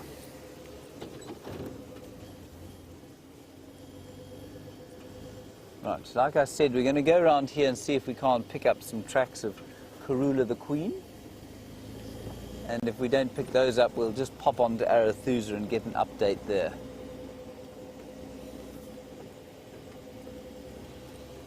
You smell the rain, Liam? Yes. Mmm.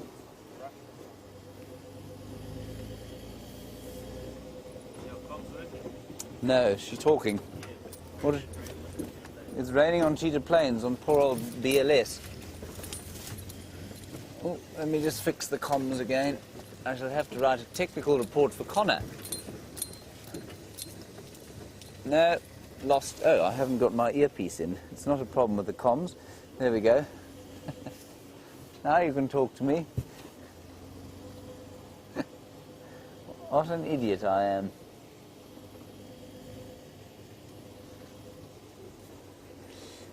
Hello, Kathleen.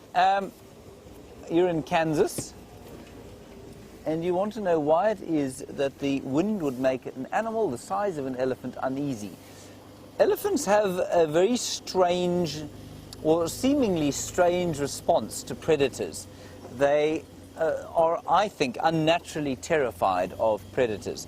We've seen them react extremely defensively to wild dogs. Certainly to leopards and lions, they react very defensively. Hyenas too, probably. Oh, it's spitting on us now.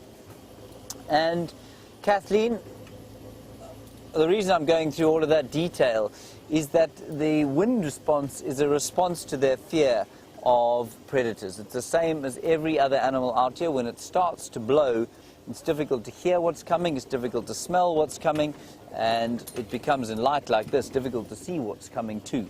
And so all animals are uneasy in the wind. They're cold as well. And I think what you'll find with elephants is that seemingly overzealous response to any kind of predator is exacerbated, is increased by the wind. It's the same reason that you find it eerie when the wind is blowing. It's the same, exactly the same. When you go outside on a stormy night, it's you get a sense of intimidation. You get a sense of, I get nervous, well, not nervous, but you certainly feel that sense of, I don't know, eeriness. And that, I think, is a sort of throwback to our evolutionary past. You know, if you go outside now and it's dark and blustery into your garden, the chances of you being set upon by some sort of predator are very slim to zero.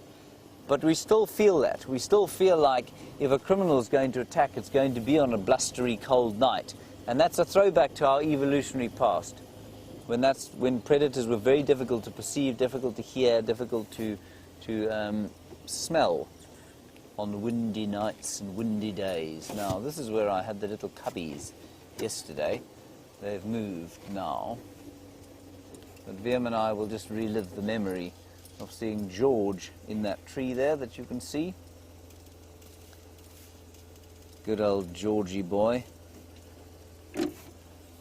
And his sister Charlotte on a termite mound. Just the other side. I don't see her there now, Liam. Do you see her? Oh, Charlotte. It's okay. I'll get over it.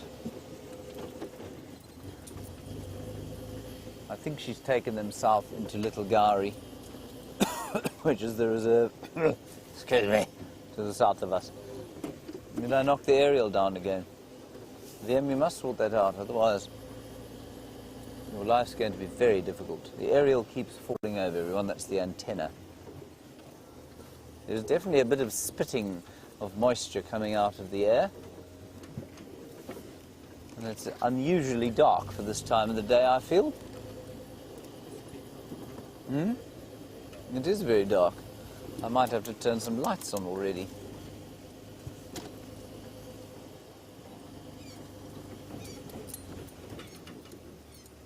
What is that? Oh, it was the white crown shrike. There's some kudu VM. That's number 7, I think.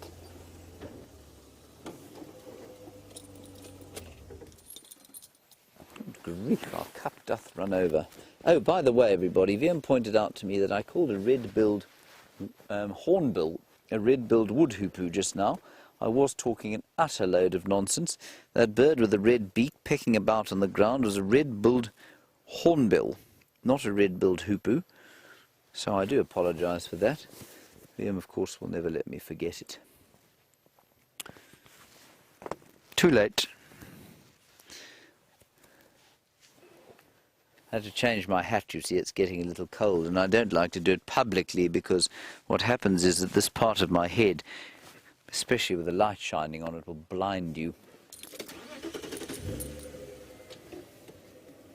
Unlike my good friend Steph, who has managed to completely accept and embrace his lack of hair, I have not yet.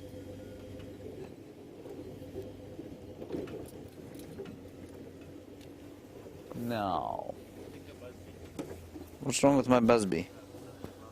It sounds muffled. It's in the same place. Does it still sound muffled? There we go. I think it's your earphones or your ears.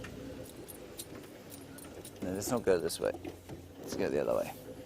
We're now at Treehouse Dam, where no thirsty animals have come to drink because it's just not hot enough to be thirsty. JJ, Kerry, a nice question from you about being on foot with hyenas. JJ, that you say, would we be safe being on foot with them? JJ, VM and I actually found that den on foot. And when we got there, how many were there? 3 or 4 hyenas there when we found it eventually. And they all just ran away. So yes, you'd be relatively safe. I think that if you were to walk up to it, that mother would run away. If you then decided to stick your head down into the den site, she might be encouraged to come back. She wouldn't for most other predators, but I think hyenas are clever, and if they sense any kind of weakness, so if you were on the ground perhaps and you bent over and you tried to sort of fish her babies out of the den site, then I think she'd become very upset. But mostly, if you walk up to a hyena den site, the adults disappear, the babies go down into the den where they're safe, and that's what they do. Hyenas normally on foot, completely fine to view, normally run away. I had one experience on this reserve, and that was about a year ago, actually. I was walking around just near Buffelshoek Dam, looking for something, and I saw a hyena. And instead of running away, she stopped and she looked at me like that, so I clapped my hands and she ran. Then I came round a bush and she was waiting there for me. So I made a big noise and sort of chased her. Because, you see, once a predator out here realizes that we're completely pathetic physical specimens, well, then the game's up. I mean, it's a completely psychological hold we have over the animals out here. The reason we can drive around like this, we can walk around relatively safely, is that animals see us as the apex predator, which we are if we're armed and if we're in a big group. On our own, however, we're massively vulnerable. But the animals don't know that. And that's why when you hear about man-eating lions and man-eating tigers and leopards, and people in the media especially, or in stories and legends, like to say, well, once a lion gets a taste for human blood, well, it'll never go back again. It's not a taste for human blood at all. All it is the fact that they realize that we're really easy to kill, much more so than something like a baboon or an impala. We're slower, we don't have very big teeth, and we're not very strong. So that's all that is. At night, it's a different story. They will generally be a lot more confident. So you don't want to be knocking about at night on foot. And Rob Beach, I don't think I've heard from you before, so if it is your first question, thank you for asking it. You want to know if any of us have been bitten by a big cat before, any of the presenters? No, I don't think any of us have been bitten by a big cat. I haven't, certainly. Steph hasn't been bitten by a big cat. Brent, I don't think so. Pretty sure he hasn't. No, Jamie hasn't been bitten by a big cat. You don't generally... You're not often able to tell the story if you get bitten by a big cat. I got bitten once by a pretty big cat. Oh, I see. You mean a big house cat. Yes. Viam's been bitten by a big house cat, everybody. Was it your own cat, Viam? Yes. Oh. Why did it bite you? They do that. They do that, okay. Viam's cat, everyone, while we're not looking at much, adopted him. Not the other way around. It arrived in his house one day and remained. That's correct, isn't it, Viam? And then when he moved to Cape Town, it went with him. In the car, not in a basket.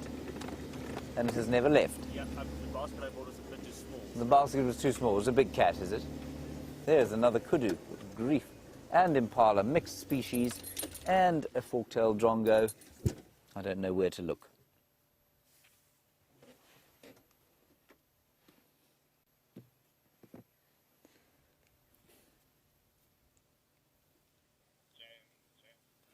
HK, you want to know if it's dangerous for me to drive around in an open vehicle like this in a wilderness area?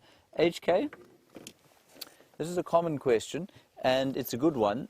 And the answer is, the flippant answer will be, well, I don't have a death wish, so yes, it is completely safe. The more full and respectful answer would be, yes, it is, because the animals don't see us, or the predators, the potentially dangerous animals, don't see us as a threat in here. They don't see us, our upright posture, and so they tend to perceive the vehicle as something of an outline on its own, without us in it, if you know what I mean. Do I believe that animals don't know what we are in here? No, I don't believe that, because like a friend of mine once said, a leopard can spot a monkey's ear sort of sticking out from behind a tree. So they must know what we are, but they just don't perceive us in the same way. There are some cats, not in this area. I mean, I know in parts of India, if you're viewing some of the tigers, then they'll put a cage around the car, because there seems to be a risk. But I don't think that that's the case. So thank you very much for that, AK. We're perfectly safe in the cars here. And if you would ever come out here and come on Game Drive, you would feel completely safe.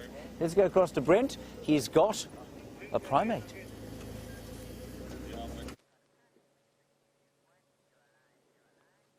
Now, here's a vervet monkey who's looking about as unhappy with life as I am at the moment. Now, that one's keeping watch, while the others are actually quite spread out. You can't really see them up in the tree there. But there are some on the ground, and there's a sentinel. Oh, we just got to talk to James. So you're going to get the same update I want to give James. James, just to let you know, they've got Karula and Mampimpan somewhere, Hoffman's boundary little gully.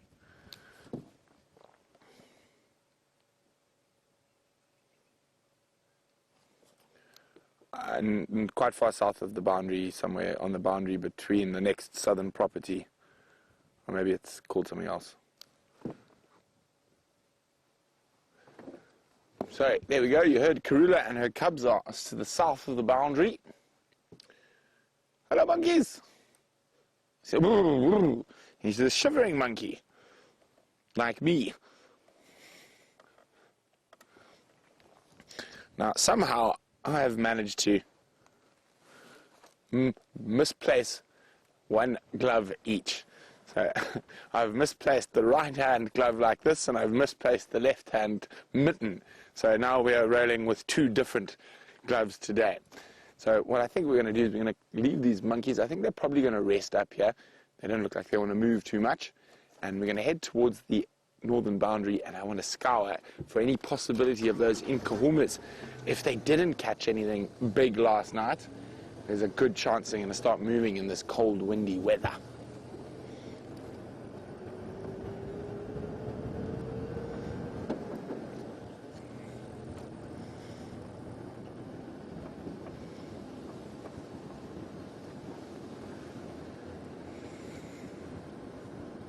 Well, we should actually be maybe a little happy. Karula is keeping her cubs to the south. Mvula, I'm sure, has finished that warthog and could pop up anywhere. And then Sindile being around is also quite dangerous. Now, Dave and I rushed from Cheetah Plains back to Djuma. And if you had seen us 5 minutes ago, you wouldn't have been able to see me very well. Firstly, because there was all the water on the lens, it was raining down there, but also I had decided to make I tied my scarf around my head because it was so cold, like that. See, now, this is actually what a cameraman normally looks like. So normally when I turn around to talk to you guys in the camera, behind the camera there's some creature like this, and quite often sunglasses on as well, so I literally cannot see any skin. So, but fortunately, Dave made a very schoolboy error today, and I even told him, but he's trying to be tough, and it's tough being tough, because I'm not giving him my blanket and he's wearing shorts. Oh, it's all right. It's not too cold. It's not too cold. Should we drive faster? Yes. I even said to Dave at the beginning of the drive, "Ooh, you sure you don't want to wear long pants? You sure you don't want to take an extra blanket?" No, I'm fine. I'm tough, you know. Yeah, I'm tough being tough. Oof, but the positive note is you never know. A cat might start moving and might be hunting in this cold, windy weather. This is ideal cat hunting weather. It's actually only one way for it to get much better, and that's for it to get dark. There'll still be enough ambient light bouncing off the moon, I mean not the moon, the clouds, that the cats will be able to see enough to hunt tonight.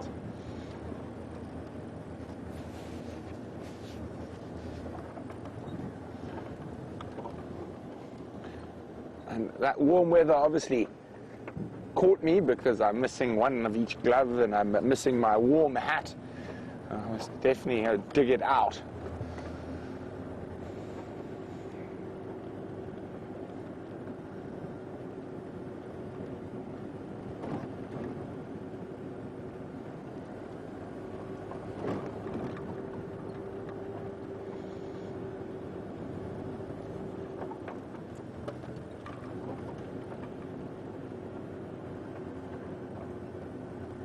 Hi, Tasha. Tasha would like to know if the animals can, or if we can smell the rain, so can the animals also, and does it make them go into hiding? Tasha, well, I think it's the wind that'll put the animals into hiding rather than the rain, and I'm sure they can smell it. When I say rain, it was a slightly above strong drizzle is probably a better description, but in case there was heavier rain, Dave and I did not want to be caught all the way on Cheetah Plains. It's quite a long drive. It's about 20 minutes. And 20 minutes in the pouring rain at this temperature, even Dave might stop being tough.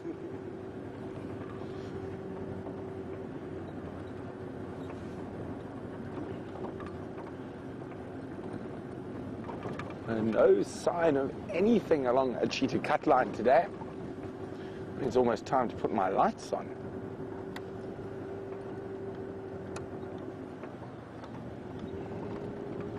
Now, not so I can see where I'm going, but to see if there are any tracks on the road.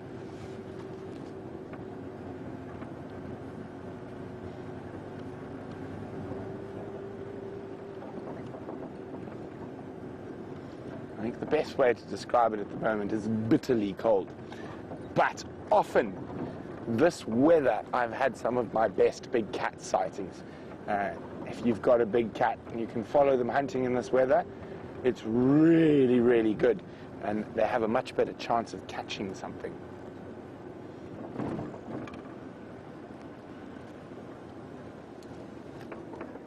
And of course, if you're not out on drive, you're not going to see anything at all.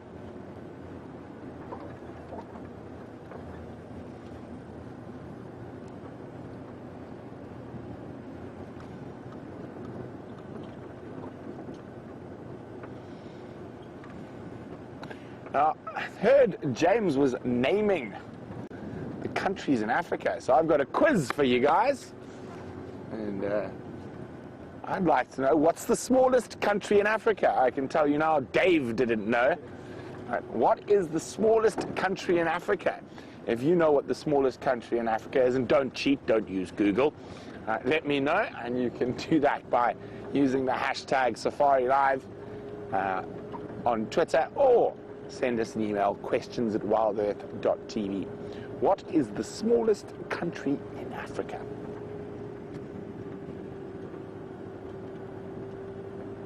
Well, since I think we're not going to see too many animals unless we find some cats, I think I'm going to dedicate the rest of the sunset safari to a few quizzes. Because we're not going to be seeing a sunset either. And we should call it a darkening safari. Very thankful to have one of each. Imagine if I had two of the same, then I would be very, very grumpy with life. Ooh, the rain's getting a bit, well, the drizzle's getting a bit more drizzly again.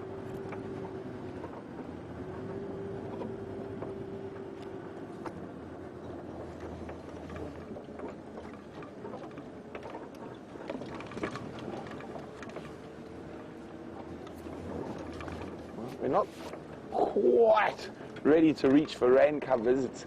It is threatening, but I'm hoping it's going to hold off.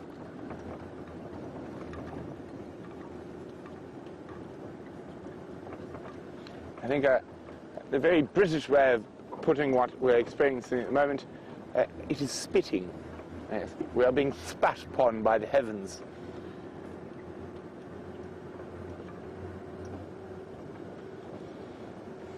Now, for those of you not sure, I'll be going on leave after tomorrow's sunrise safari. And I'll be meeting up with Jamie, and we're off to a friend's wedding on the south coast of KwaZulu-Natal. And we're looking forward to being by the seaside. And it'll be quite fun.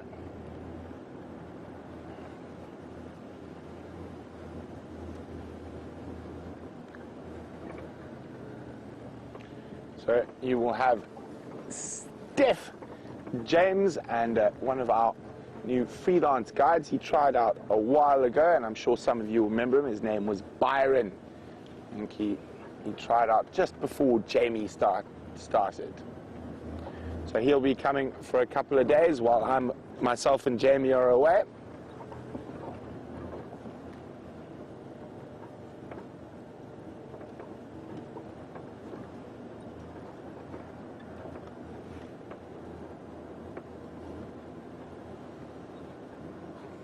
So from a cold, windy part of Djuma Private Game Reserve that has not a living soul apart from dangerous and tough Dave Eastaugh and myself, let's go across to Wiem and James, who have apparently the exact same thing we do.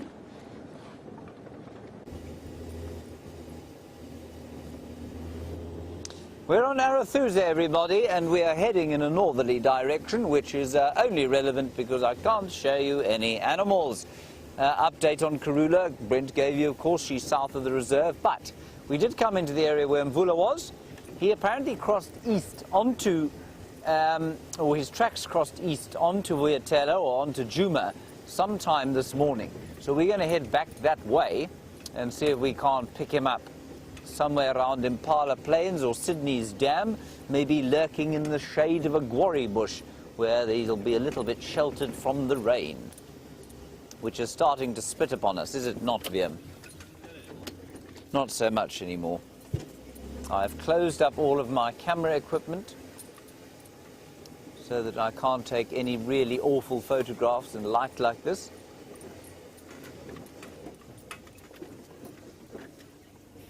You always know you're on Arathusa when you hit those bumps, which are drainage humps, also designed to test the suspension of the best kind of 4x4.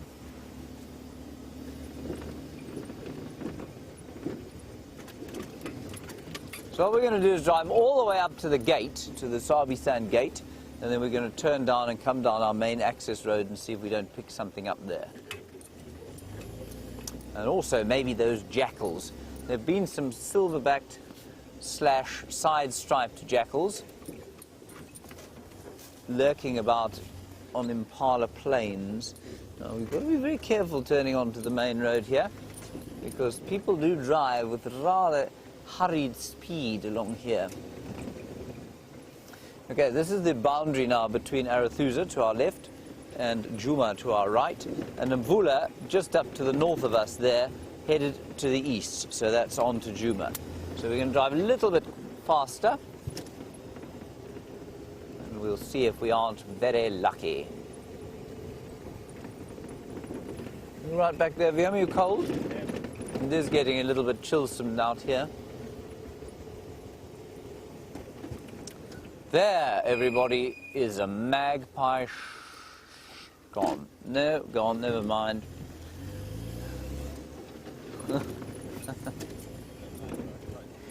No magpie shrikes for me. 7 mammal species. Come on, let's get it up to 26. You know that there are 135 mammal species in the Kruger National Park? I've got no chance to name them all. And not, as Rebecca rather sardonically says in my right ear, not one of them is near us. That's not true, Rebecca. I guarantee you we're driving past many rodents lurking underneath the ground, very close to where we are now. I guarantee you also that we're driving past bats roosting and possibly taking to the wing. Certainly nothing large enough to see without the aid of a scanning electron microscope possible.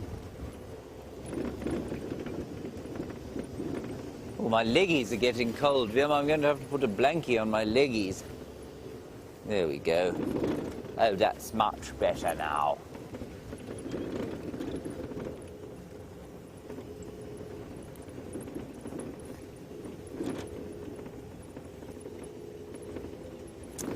Aqua, a wonderful question from you, and I'm so glad you asked it, because the other day we had precisely what you just asked. You say, is it possible to ever see roosting or foraging fruit bats? Not often, but yes, we saw one the other day. We saw Wahlberg's epauletted fruit bat. You know where we stopped for that tambuti tree earlier on with the beautiful sort of pinky, orange, peachy leaves? That tree had a fruit bat in it, and it flew out as soon as it saw us and sort of flew off. But it was a big fruit bat, about that big. So yes, it is possible. It's the only one I've ever seen here, and I think I've only ever seen one other. I think let's go up this road, actually. Let's not go all the way to the gate on this road. We'll go down here. So Mvula was heading that way. Maybe he's in these thickets. There's some big thickets up here. And I wonder why he's finished his warthog already. He's either finished it or something has lifted it from him.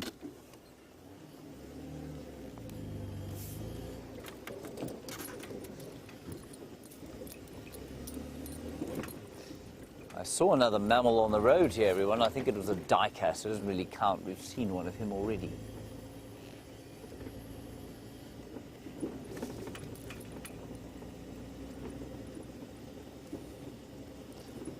But the other kinds of bats, I think they're probably about, probably up to 15 or 20 species of bats in this area. We've got 9 antelope species, 3 cats, 3 big cats, 3 small cats. I still can't get anywhere near 135 though. Of course, every rodent we see we pass off as a bushveld gerbil when there may well not be. Right, now this is the kind of area where he might be lurking about the place, just starting to get moving as the night begins to fall. Did you see him there, Viam? No. What a disappointment. At least we had an elephant. And a duiker. Let me get my spotlight out. Try not to write off Rusty while I do it. Right, Viam, I'm now going to spot everything.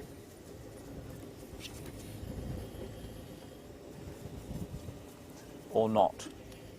Ah, VM has also got a light. That's excellent news. Good. Good idea, VM.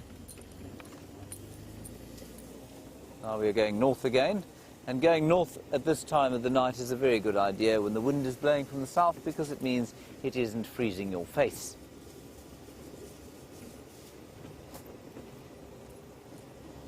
We'll just stop up here and have a little bit of a listen and see what we can hear, other than arrow-marked babblers calling.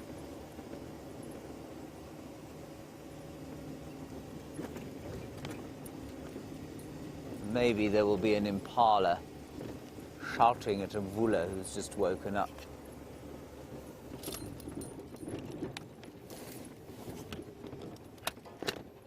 All right, so let's have a proper listen.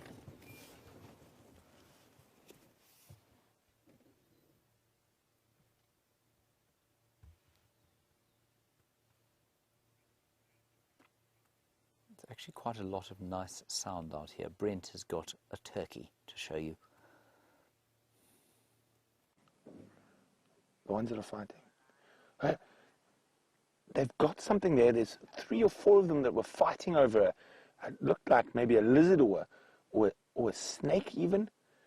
I can't see now, but we've got 1, 2, 3, 4, 5, 6 ground hornbills. Isn't this incredible? Lovely big flock of one of the most endangered birds. Go a little bit to the left there. There's some. There. What are they? Oh, pecking into a piece of wood, seeing if there was anything in it. Isn't that incredible? See, the one at the back there, that's a male. So I'm telling that by the large casque. Now, a casque is that extended piece of the beak that's on top, and unfortunately we are in a bit of a gremlin zone. I'm going to try roll to keep with them, but we might lose you.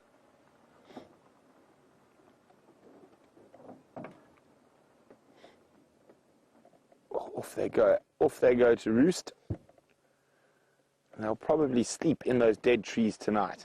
So we should be treated to a dawn chorus of doo doo doo doo doo doo doo doo doo. There's still one on the ground, or 2 actually. There we go, that's the male. Oh, beautiful camera, David.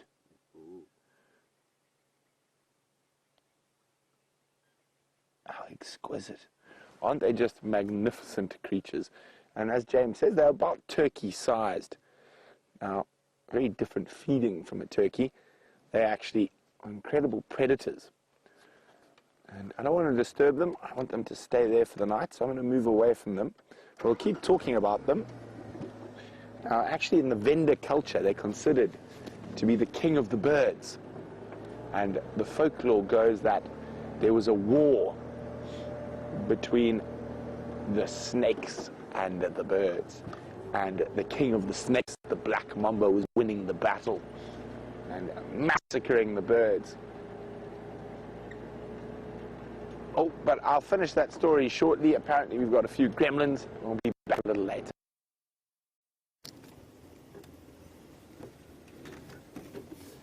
Sorry about that, everybody. Those turkeys, of course, probably the highlight of our drive so far, other than that wonderful elephant. We're just looking around here for the side-striped jackals. It's quite a, I was just saying before you left us, there's quite a lot of bird song. It's largely drongos, the odd white-browed scrub robin. And there are also some pearl-spotted owls going. They're being imitated by drongos.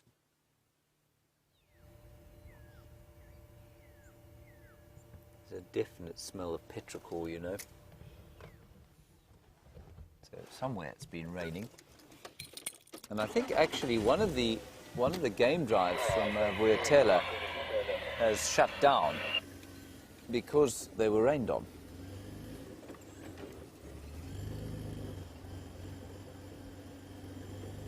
No silver-backed foxes here, Liam. See if Mavula is around the corner, sitting regally on a termite mound or draped luxuriantly in a tree.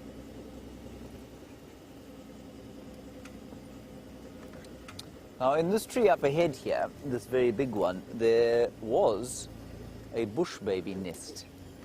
This is round about the time they'll start coming out, maybe a little bit early, especially given the weather. But let's just have a look-see. Let's pull a little bit off the road here. Now, up in the top there, I've only ever seen them in here once. It was in that hole there, where the light is shining, and where there are no bush babies. See that, Liam? No bush babies at all. Bush baby free tree. Oh, how sad. Sorry,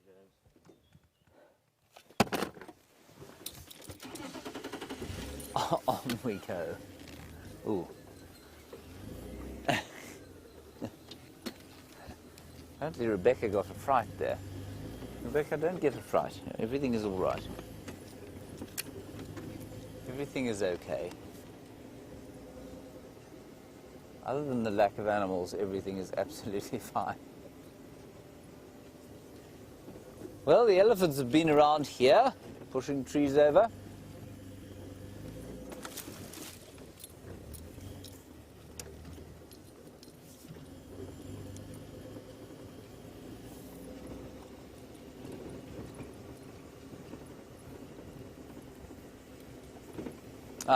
Darlene in New Hampshire, you're saving me. Thank you very much.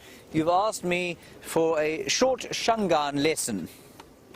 That I can do for you, especially while we're driving along. You say just a couple of greetings. Well, good morning is Avsheni, Avsheni, or Avusheni. That means good morning.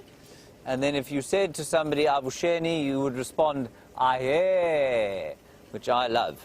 It's just such a kind of, yes, hello, I see you. Ahe. So you say Avshen, Ahe. Then you would ask how someone was, and you'd say Unjani, and the U means you. Unjani means how. So Unjani, how are you? Unjani, and if you were saying I'm fine, in most of the South African languages you have to say you're fine. Even if you've just been run over by a bus, you must still, or buffalo, you must say I'm fine, but a buffalo has just gored me. So you'd say Ndiko, I'm fine. Maranyari indipile. I'm fine, but a buffalo has just hit me. So you must always say you're fine. So you'd say Ndiko or Ndipfukile. Ndipfukile means I'm fine. Ndipfukile, it actually means I'm still alive, or I'm awake. Which you would think was a given that you were speaking to somebody. So we'll go through that once more. Darlene, you will give the responses. I will give the initial greeting. So I will say to you, Darlene, Avshen, to which you will reply, Ahe, to which I shall reply, Unjani, how are you? And you will say, Ndipfukile, I'm fine, I'm awake. There we go. Then in the middle of the day, you would say, excuse me, there's a diker. In the middle of the day, you would say, Nhlekani, which basically means good midday. Nhlekani, instead of Avusheni, and the sound is made by pushing your tongue onto the top of your mouth and then blowing. And if you're Welsh, you'll have no trouble saying that. It's a very Welsh sound. Nhlekani. And then in the afternoon, or in the evening, you would say Riperile. Riperile, which means good evening or good afternoon. It's kind of late afternoon. Riperile. There we go. Absolutely nothing at Sydney's Dam. And there we go. And James Dungan, nice question from you. You say, does Shangaan have any of those clicking sounds? No, it doesn't. It's a whistling language. It has words like sesi and tsutsuma and zani. And so all of those have got little whistles in the front of them. I'm not going to go through what they all mean. But the languages in South Africa that have clicks are the Nguni languages, like isiXhosa, isiXhosa, and Zulu. They all have clicks in them. And there's that wonderful phrase that goes, Iqaqa lidlula umgwaqo. Iqaqa lidlula umgwaqo. Which basically means, I think, the frog crosses the road. Iqaqa lidlula umgwaqo. There you go. But Shangaan, no clickety-clicks, just many whistly whistles. I see the lights of a spaceship up ahead. Do you see them, Liam? Do you see that spaceship? I think that might be BLS, a.k.a. the Big Loud Sound, a.k.a. Brent Leo Smith. Let us go and commiserate on the lack of animals with him.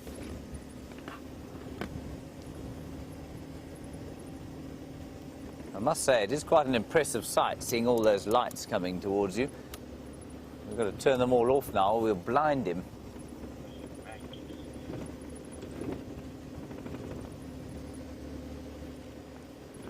Hello!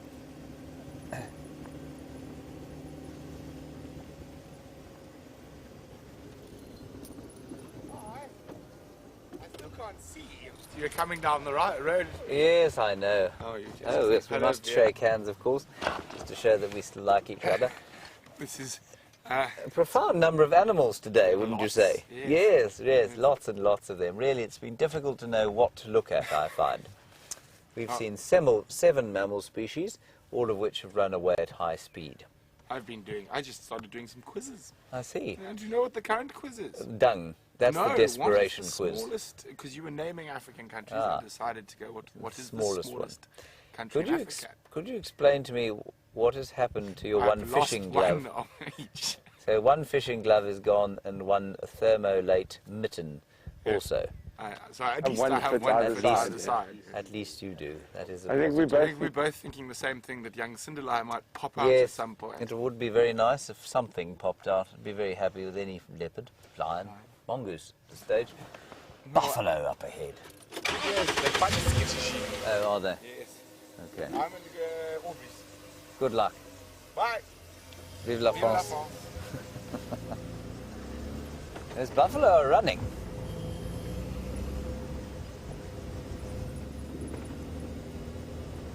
I wonder if they're not running from lions. Let me just call Brent quickly.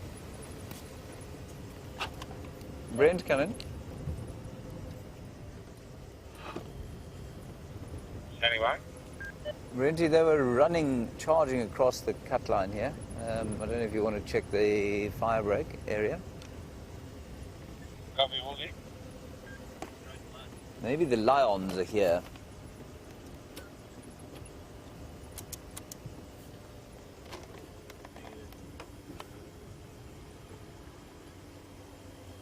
So they were running across where we are now. We'll just go down, I think we'll go down this road here. This is where they were running. Right. There might be a lion here. Anyway, where are you now? Aubrey, Super 5 small family running at high speed out of office. Okay, there is an update of Corolla crossing already close to probably Gary, Vietela, by close to, I think, west of the cut line, what I understand. It's So interesting. I just looked at when the update to it, but yeah, it was always B. Wilson, nice one from you. You want to know if there's a common language to Africa, if there's a kind of language that, a fallback language. There isn't. There are regional fallback languages. So in this particular area, if you spoke Zulu, for example, you could make yourself understood to Ndebeles and Xhosas and Swazis and some Ndebeles in Zimbabwe, for example. But then you'd be lost the further north you went. So, and then in East Africa, it's Swahili. If you can speak Swahili, you can get around with Tanzania, Kenya, and all those areas. But you know, B, in Nigeria alone, there are over 150 mutually unintelligible languages. So no, there's no fallback African language. Let's go back across to Brent. He's not far from where we are here.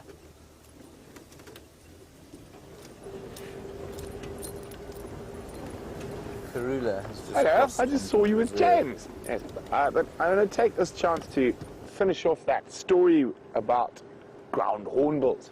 So they're saying in Venda culture, they're considered to be the king of the birds. So history goes, the birds and the snakes were having an immense battle, but the snakes were winning. Because the king of the snakes, the black mamba, was just so effective at biting all the birds, and eventually the birds went and begged the ground hornbill, who had remained, like Switzerland up to this point, neutral. And eventually the ground hornbill agreed to take up the birds' strife. And what happened was that met out in the battle, and the black mamba slithered up to the front, mocking the birds. "Is this the best you've got? I have dispatched all your warriors." And the ground hornbill promptly bit him in half. And that was the end of the king of the snakes. And then the birds made the reluctant ground hornbill a very reluctant king of the birds. They, of course, really adept at eating snakes. That's probably where the origins of that folklore come from. Now, of course, we had a little quiz going a bit earlier, and I was being a bit naughty because there are, I suppose we can say, 2 correct answers. And because, of course, Africa also includes the surrounding islands. So Whitney, JJ, and Kerry all said the Gambia, which is correct. That is the smallest country in the landlocked Africa. But the smallest country in Africa in terms of it can be part of the African Union and all that is the group of islands that are called the Seychelles. And they are less than 170 miles squared. It's tiny. And, of course, that was Laura who got that right, the Seychelles. But I didn't specify, so I have to admit that you could have answered with both. Now, since we've already done the smallest country in Africa, what's the largest? Dave? DRC, are you sure? I'm pretty sure. Oh, Dave says the Democratic Republic of Congo. Do you agree with Dave or not? Let me know, #SafariLIVE on Twitter, or send me an email, questions@wildearth.tv. Well, it used to be the Sudan, but they've cut that in 2 now. But is Dave right with the DRC?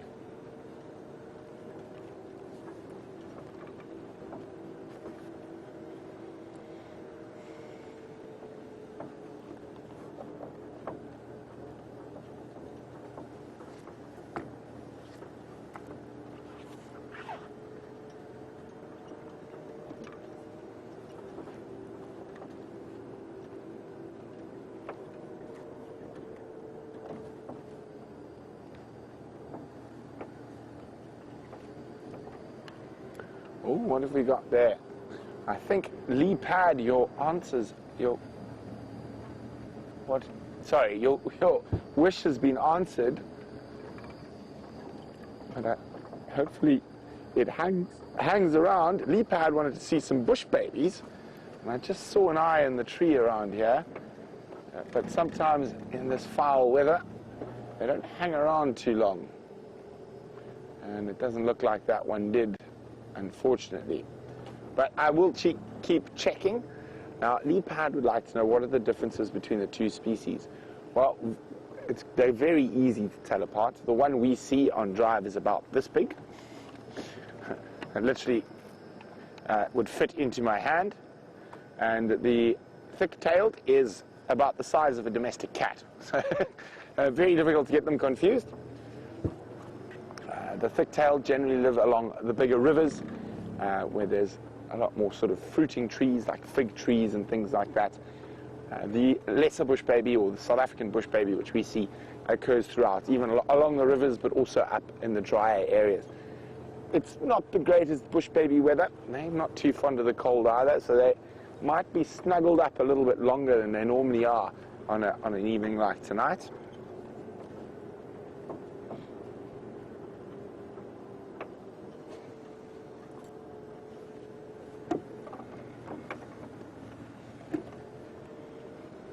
Now, I'm convinced the Nguma ladies are somewhere in here to the left.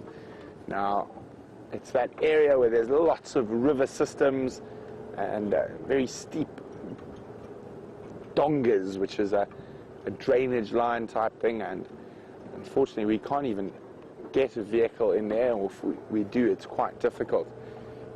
Hopefully they'll come out for tomorrow's sunrise safari.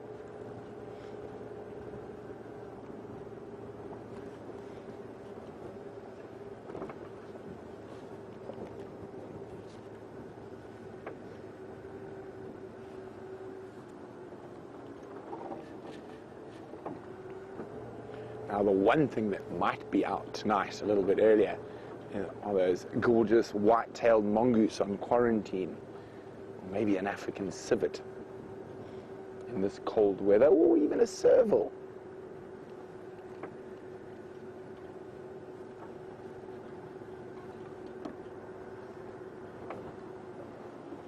And we're heading up towards a good bush baby spot now.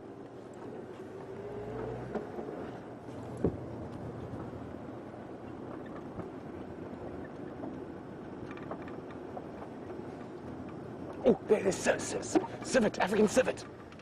Right in the road. I'm not going to try to get too close just yet. Look at that. I just said we might see a civet. There's one. It looks quite relaxed. And I said this colder weather might bring them out. We're going to try inch a bit closer.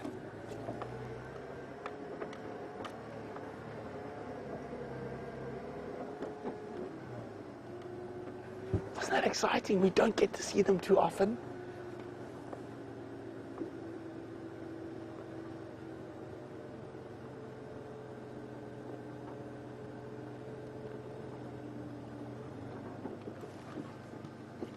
See him there, Dave? So he's walking quite slowly away from us. Let me just see if we can get another angle.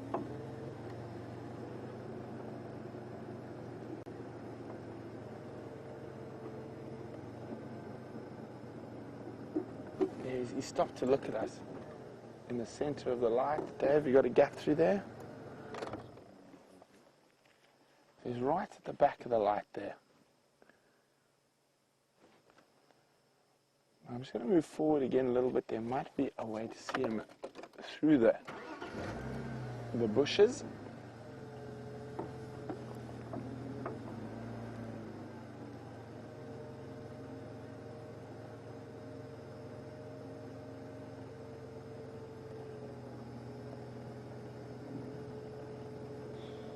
Have moved off, but he didn't look too unrelaxed. So what I'm going to do is, he is heading that way there. I'm going to go around and up onto the power lines, and we might get lucky enough to get another glimpse of him. So there's an open patch on the other side of that thicket.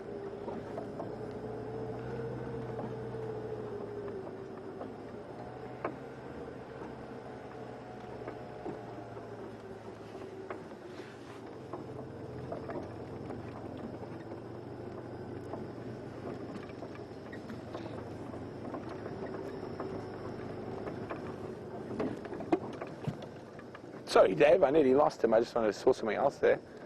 Oh, it's a sleeping buffalo.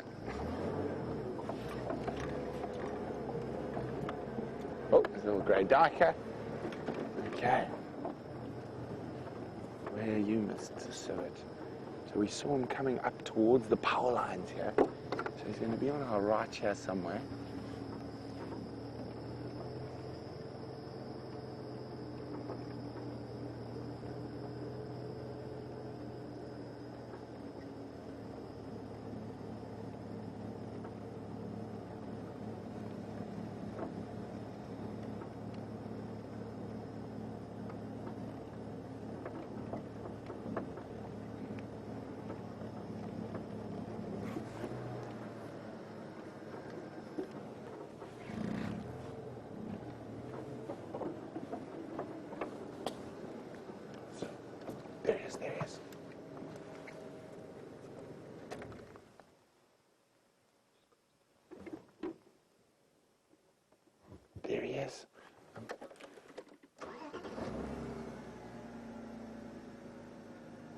Look at him run.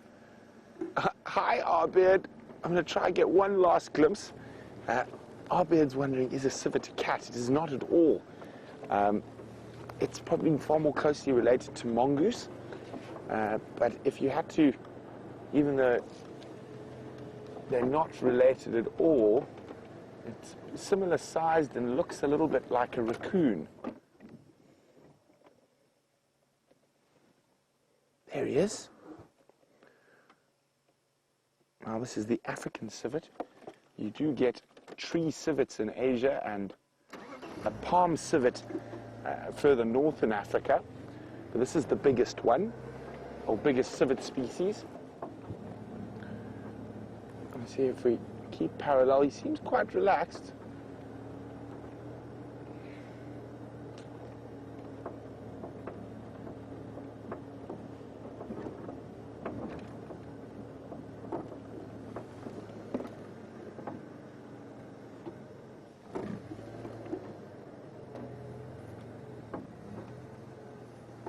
Oh, he's disappearing. He's about to come out into the open here. You got him, Dave? There. There he is. Now, Arcadia says civets are responsible for the most expensive coffee in the world. Now, that is coffee that is beans that have passed through the digestive system of the Asiatic palm civet. No, we don't do it here, which was Arcadia's next question. And those are Asiatic palm civets or Asiatic tree civets. We don't have any tree or palm civets here. We've only got these guys. Now, they are omnivores. They hunt all sorts of little things, rodents, mice, other stuff like that. Oh, isn't that coat just exquisite? I'll try to go back a little bit. Stay there, Dave. Stay there.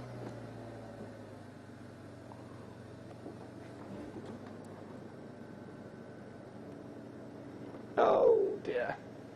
Maybe we'll get one last glimpse again. Let's just try. But he is going into a thick area.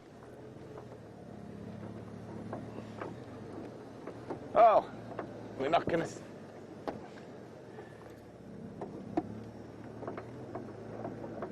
Oh, I think that's it, I'm afraid. Oh, there. But I think I can just see the eyes through the thicket now. Right at the back there. He's moving that way, from right to left. Can just make out the eye to the left-hand side. Oh dear. But wasn't that fantastic? That's definitely not something we get to see all the time. And as I said, this colder weather is why we saw that civet this early in the evening. And James Richards wondering, are civets territorial? Now, they are very much so. Oh, sorry, Dave. And they have middens where they scent mark, and those are called civetries. Now, civet, as a mammal species goes, are quite interesting. Now, millipedes or songololos, you've seen us all show you them and pick them up. Now, they eat a lot of detritus. They also eat some poisonous plants. And one of those poisonous plants is a Wolfaria, and what happens is that's got hydrogen cyanide in it. So a lot of the butterfly caterpillars and millipedes will eat this plant, and it makes them quite noxious to eat. Now, civets and certain duiker species in the rainforest are the only mammals that are able to eat millipedes, and the reason for this is that their pancreas creates a very specialized amylase, which breaks down those cyanide proteins into a non-harmful to the animals. So civets out here, quite a few bird species can eat them, but civets, the only mammal species we get here that can eat millipedes and eat lots of millipedes and survive. So quite often when you see a civetry, one of the telltale signs is the fact that it's lots of millipede exoskeletons.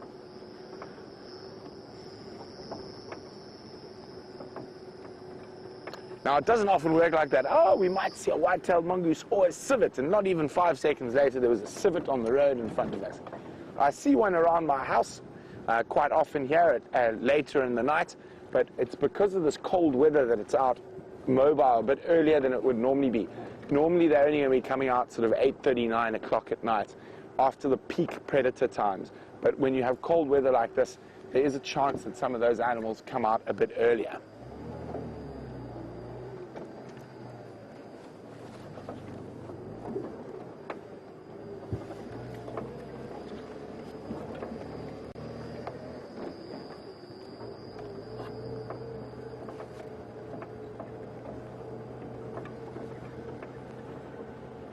This is always a good area for bush babies. And as I said, I think tonight's a bit chilly for the bush babies. There's also a dead tree I like to check for the eagle owls. They quite like this weather. And of course the eagle owls are after those little chaps. We're not going to keep the lights on them for too long, but just so you can see them. There we go, a little scrub hare running away. So we don't want to show all the eagle owls where he is.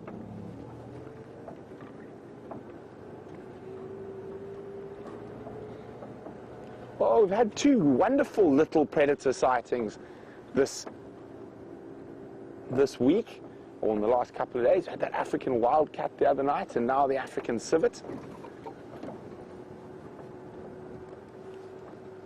So, as I was saying, they're about the same size as a very big raccoon, and not related to raccoons, but you can see the markings can sort of lead you to believe that. Incredible omnivores. They eat fruits, little mammals, insects, arthropods.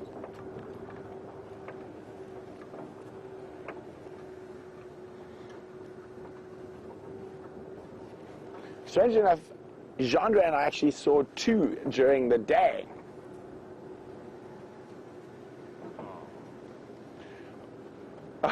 So you heard Dave go, "Oh," he just realized that he was wrong. So well done, Aaron. Oh, what was that? Sorry. Oh, I got sidetracked. So it was Aaron, Elaine, and Jeff who got it spot on. The largest country in Africa is indeed Algeria. Dave, I mean, they have to hit you with the geography stick.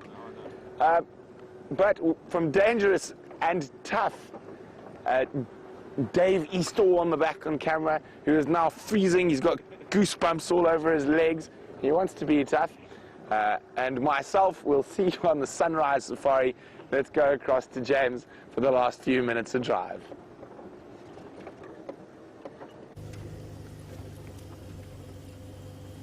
Well, that is very nice that you saw a civet, I must say. I have seen a rabbit since I last saw you. Well, not a rabbit, a hare. It ran away, obviously. Oh, and then I thought I saw a leopard. And Viam also thought we saw a leopard. It was sitting on a termite mound like this. Just the eyes shining off the top of a termite mound in exactly the manner you might expect a leopard's eyes to shine off a termite mound. Unfortunately, it was a duiker. So not a leopard at all, but a very small antelope. So I'm now going to say I'd really like to see an aardvark, because that's what Brent did, and that's got him a civet. So let's see. Maybe we'll be lucky. Aardvark, of course, means earth pig, and a wonderful word. First word in the English language, in the English dictionary normally, aardvark. Well, it certainly was when the Blackadder wrote his version of it.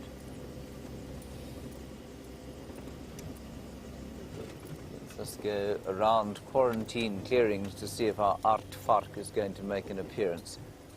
I've seen one civet since I've been here. And I find that increasingly strange because their tracks are all over the road every single morning.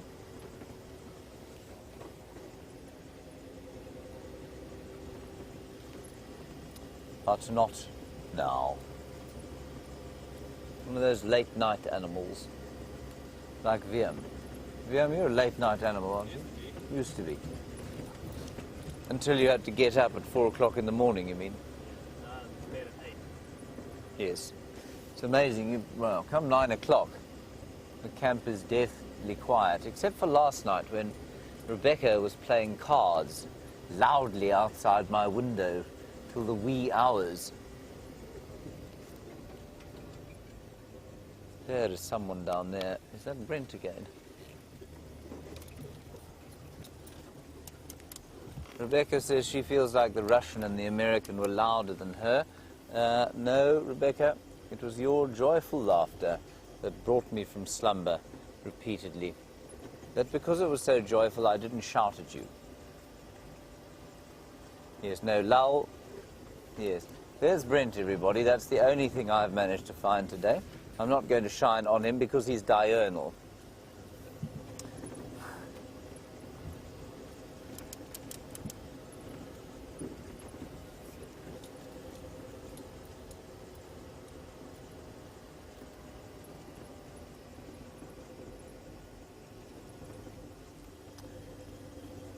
James Cole, you say perhaps Vim and I should sing Put a Banana in Your Ear, and maybe that will bring us luck for tomorrow.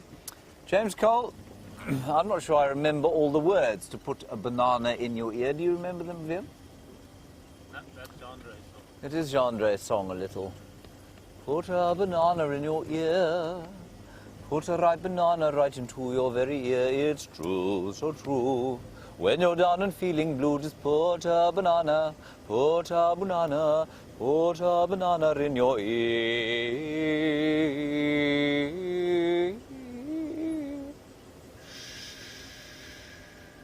I think that's how it goes. Thank you, James Cole.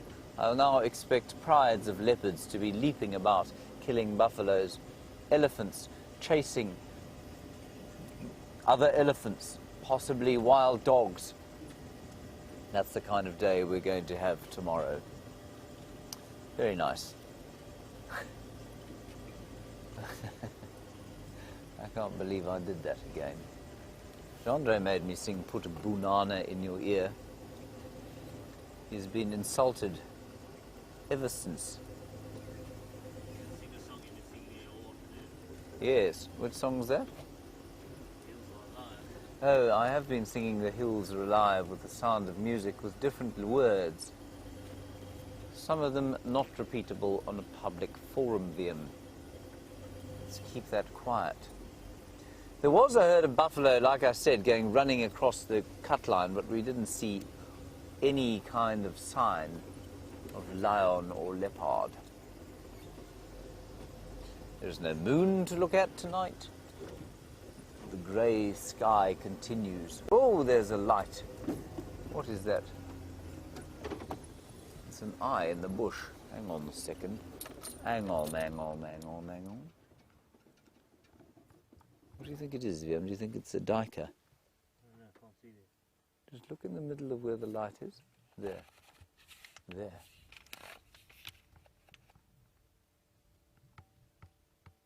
There. I'm going to just quickly get my binoculars out. You can't see it because you're not behind the light. Let me just put there. Put the light behind the lens there. It's a bush baby, you know. It's a bush baby in that tree. There it is. Look at that. Ha-ha! Hooray! Hooray! A bush baby, everybody. Oops. Fantastic. Little bush baby, little primate, little koala bear of the lowveld. And on an acacia tree, eating acacia gum. And Rebecca's favourite. Rebecca, I'm so pleased we found your favourite. My heart is filled with a sense of joy and well-being at the thought of a good night's sleep, free of your laughing. There we go, and I'll find another one for you. Why does it do its eyes look like they're sort of from an alien movie and they're about to shoot us with lasers? Have you got some kind of effect on there? Because you're not lighting them properly. How should I light them differently? My arm is getting a horrible pain in it, everybody. There, look at the light. Look, just hang on a second, Viam. I would like you to congratulate me for spotting that thing at that distance. Zoom out again. Look how far we are. We're about 7 miles from that bush there that I spotted the bush baby in. 33 meters. 33 meters, close enough.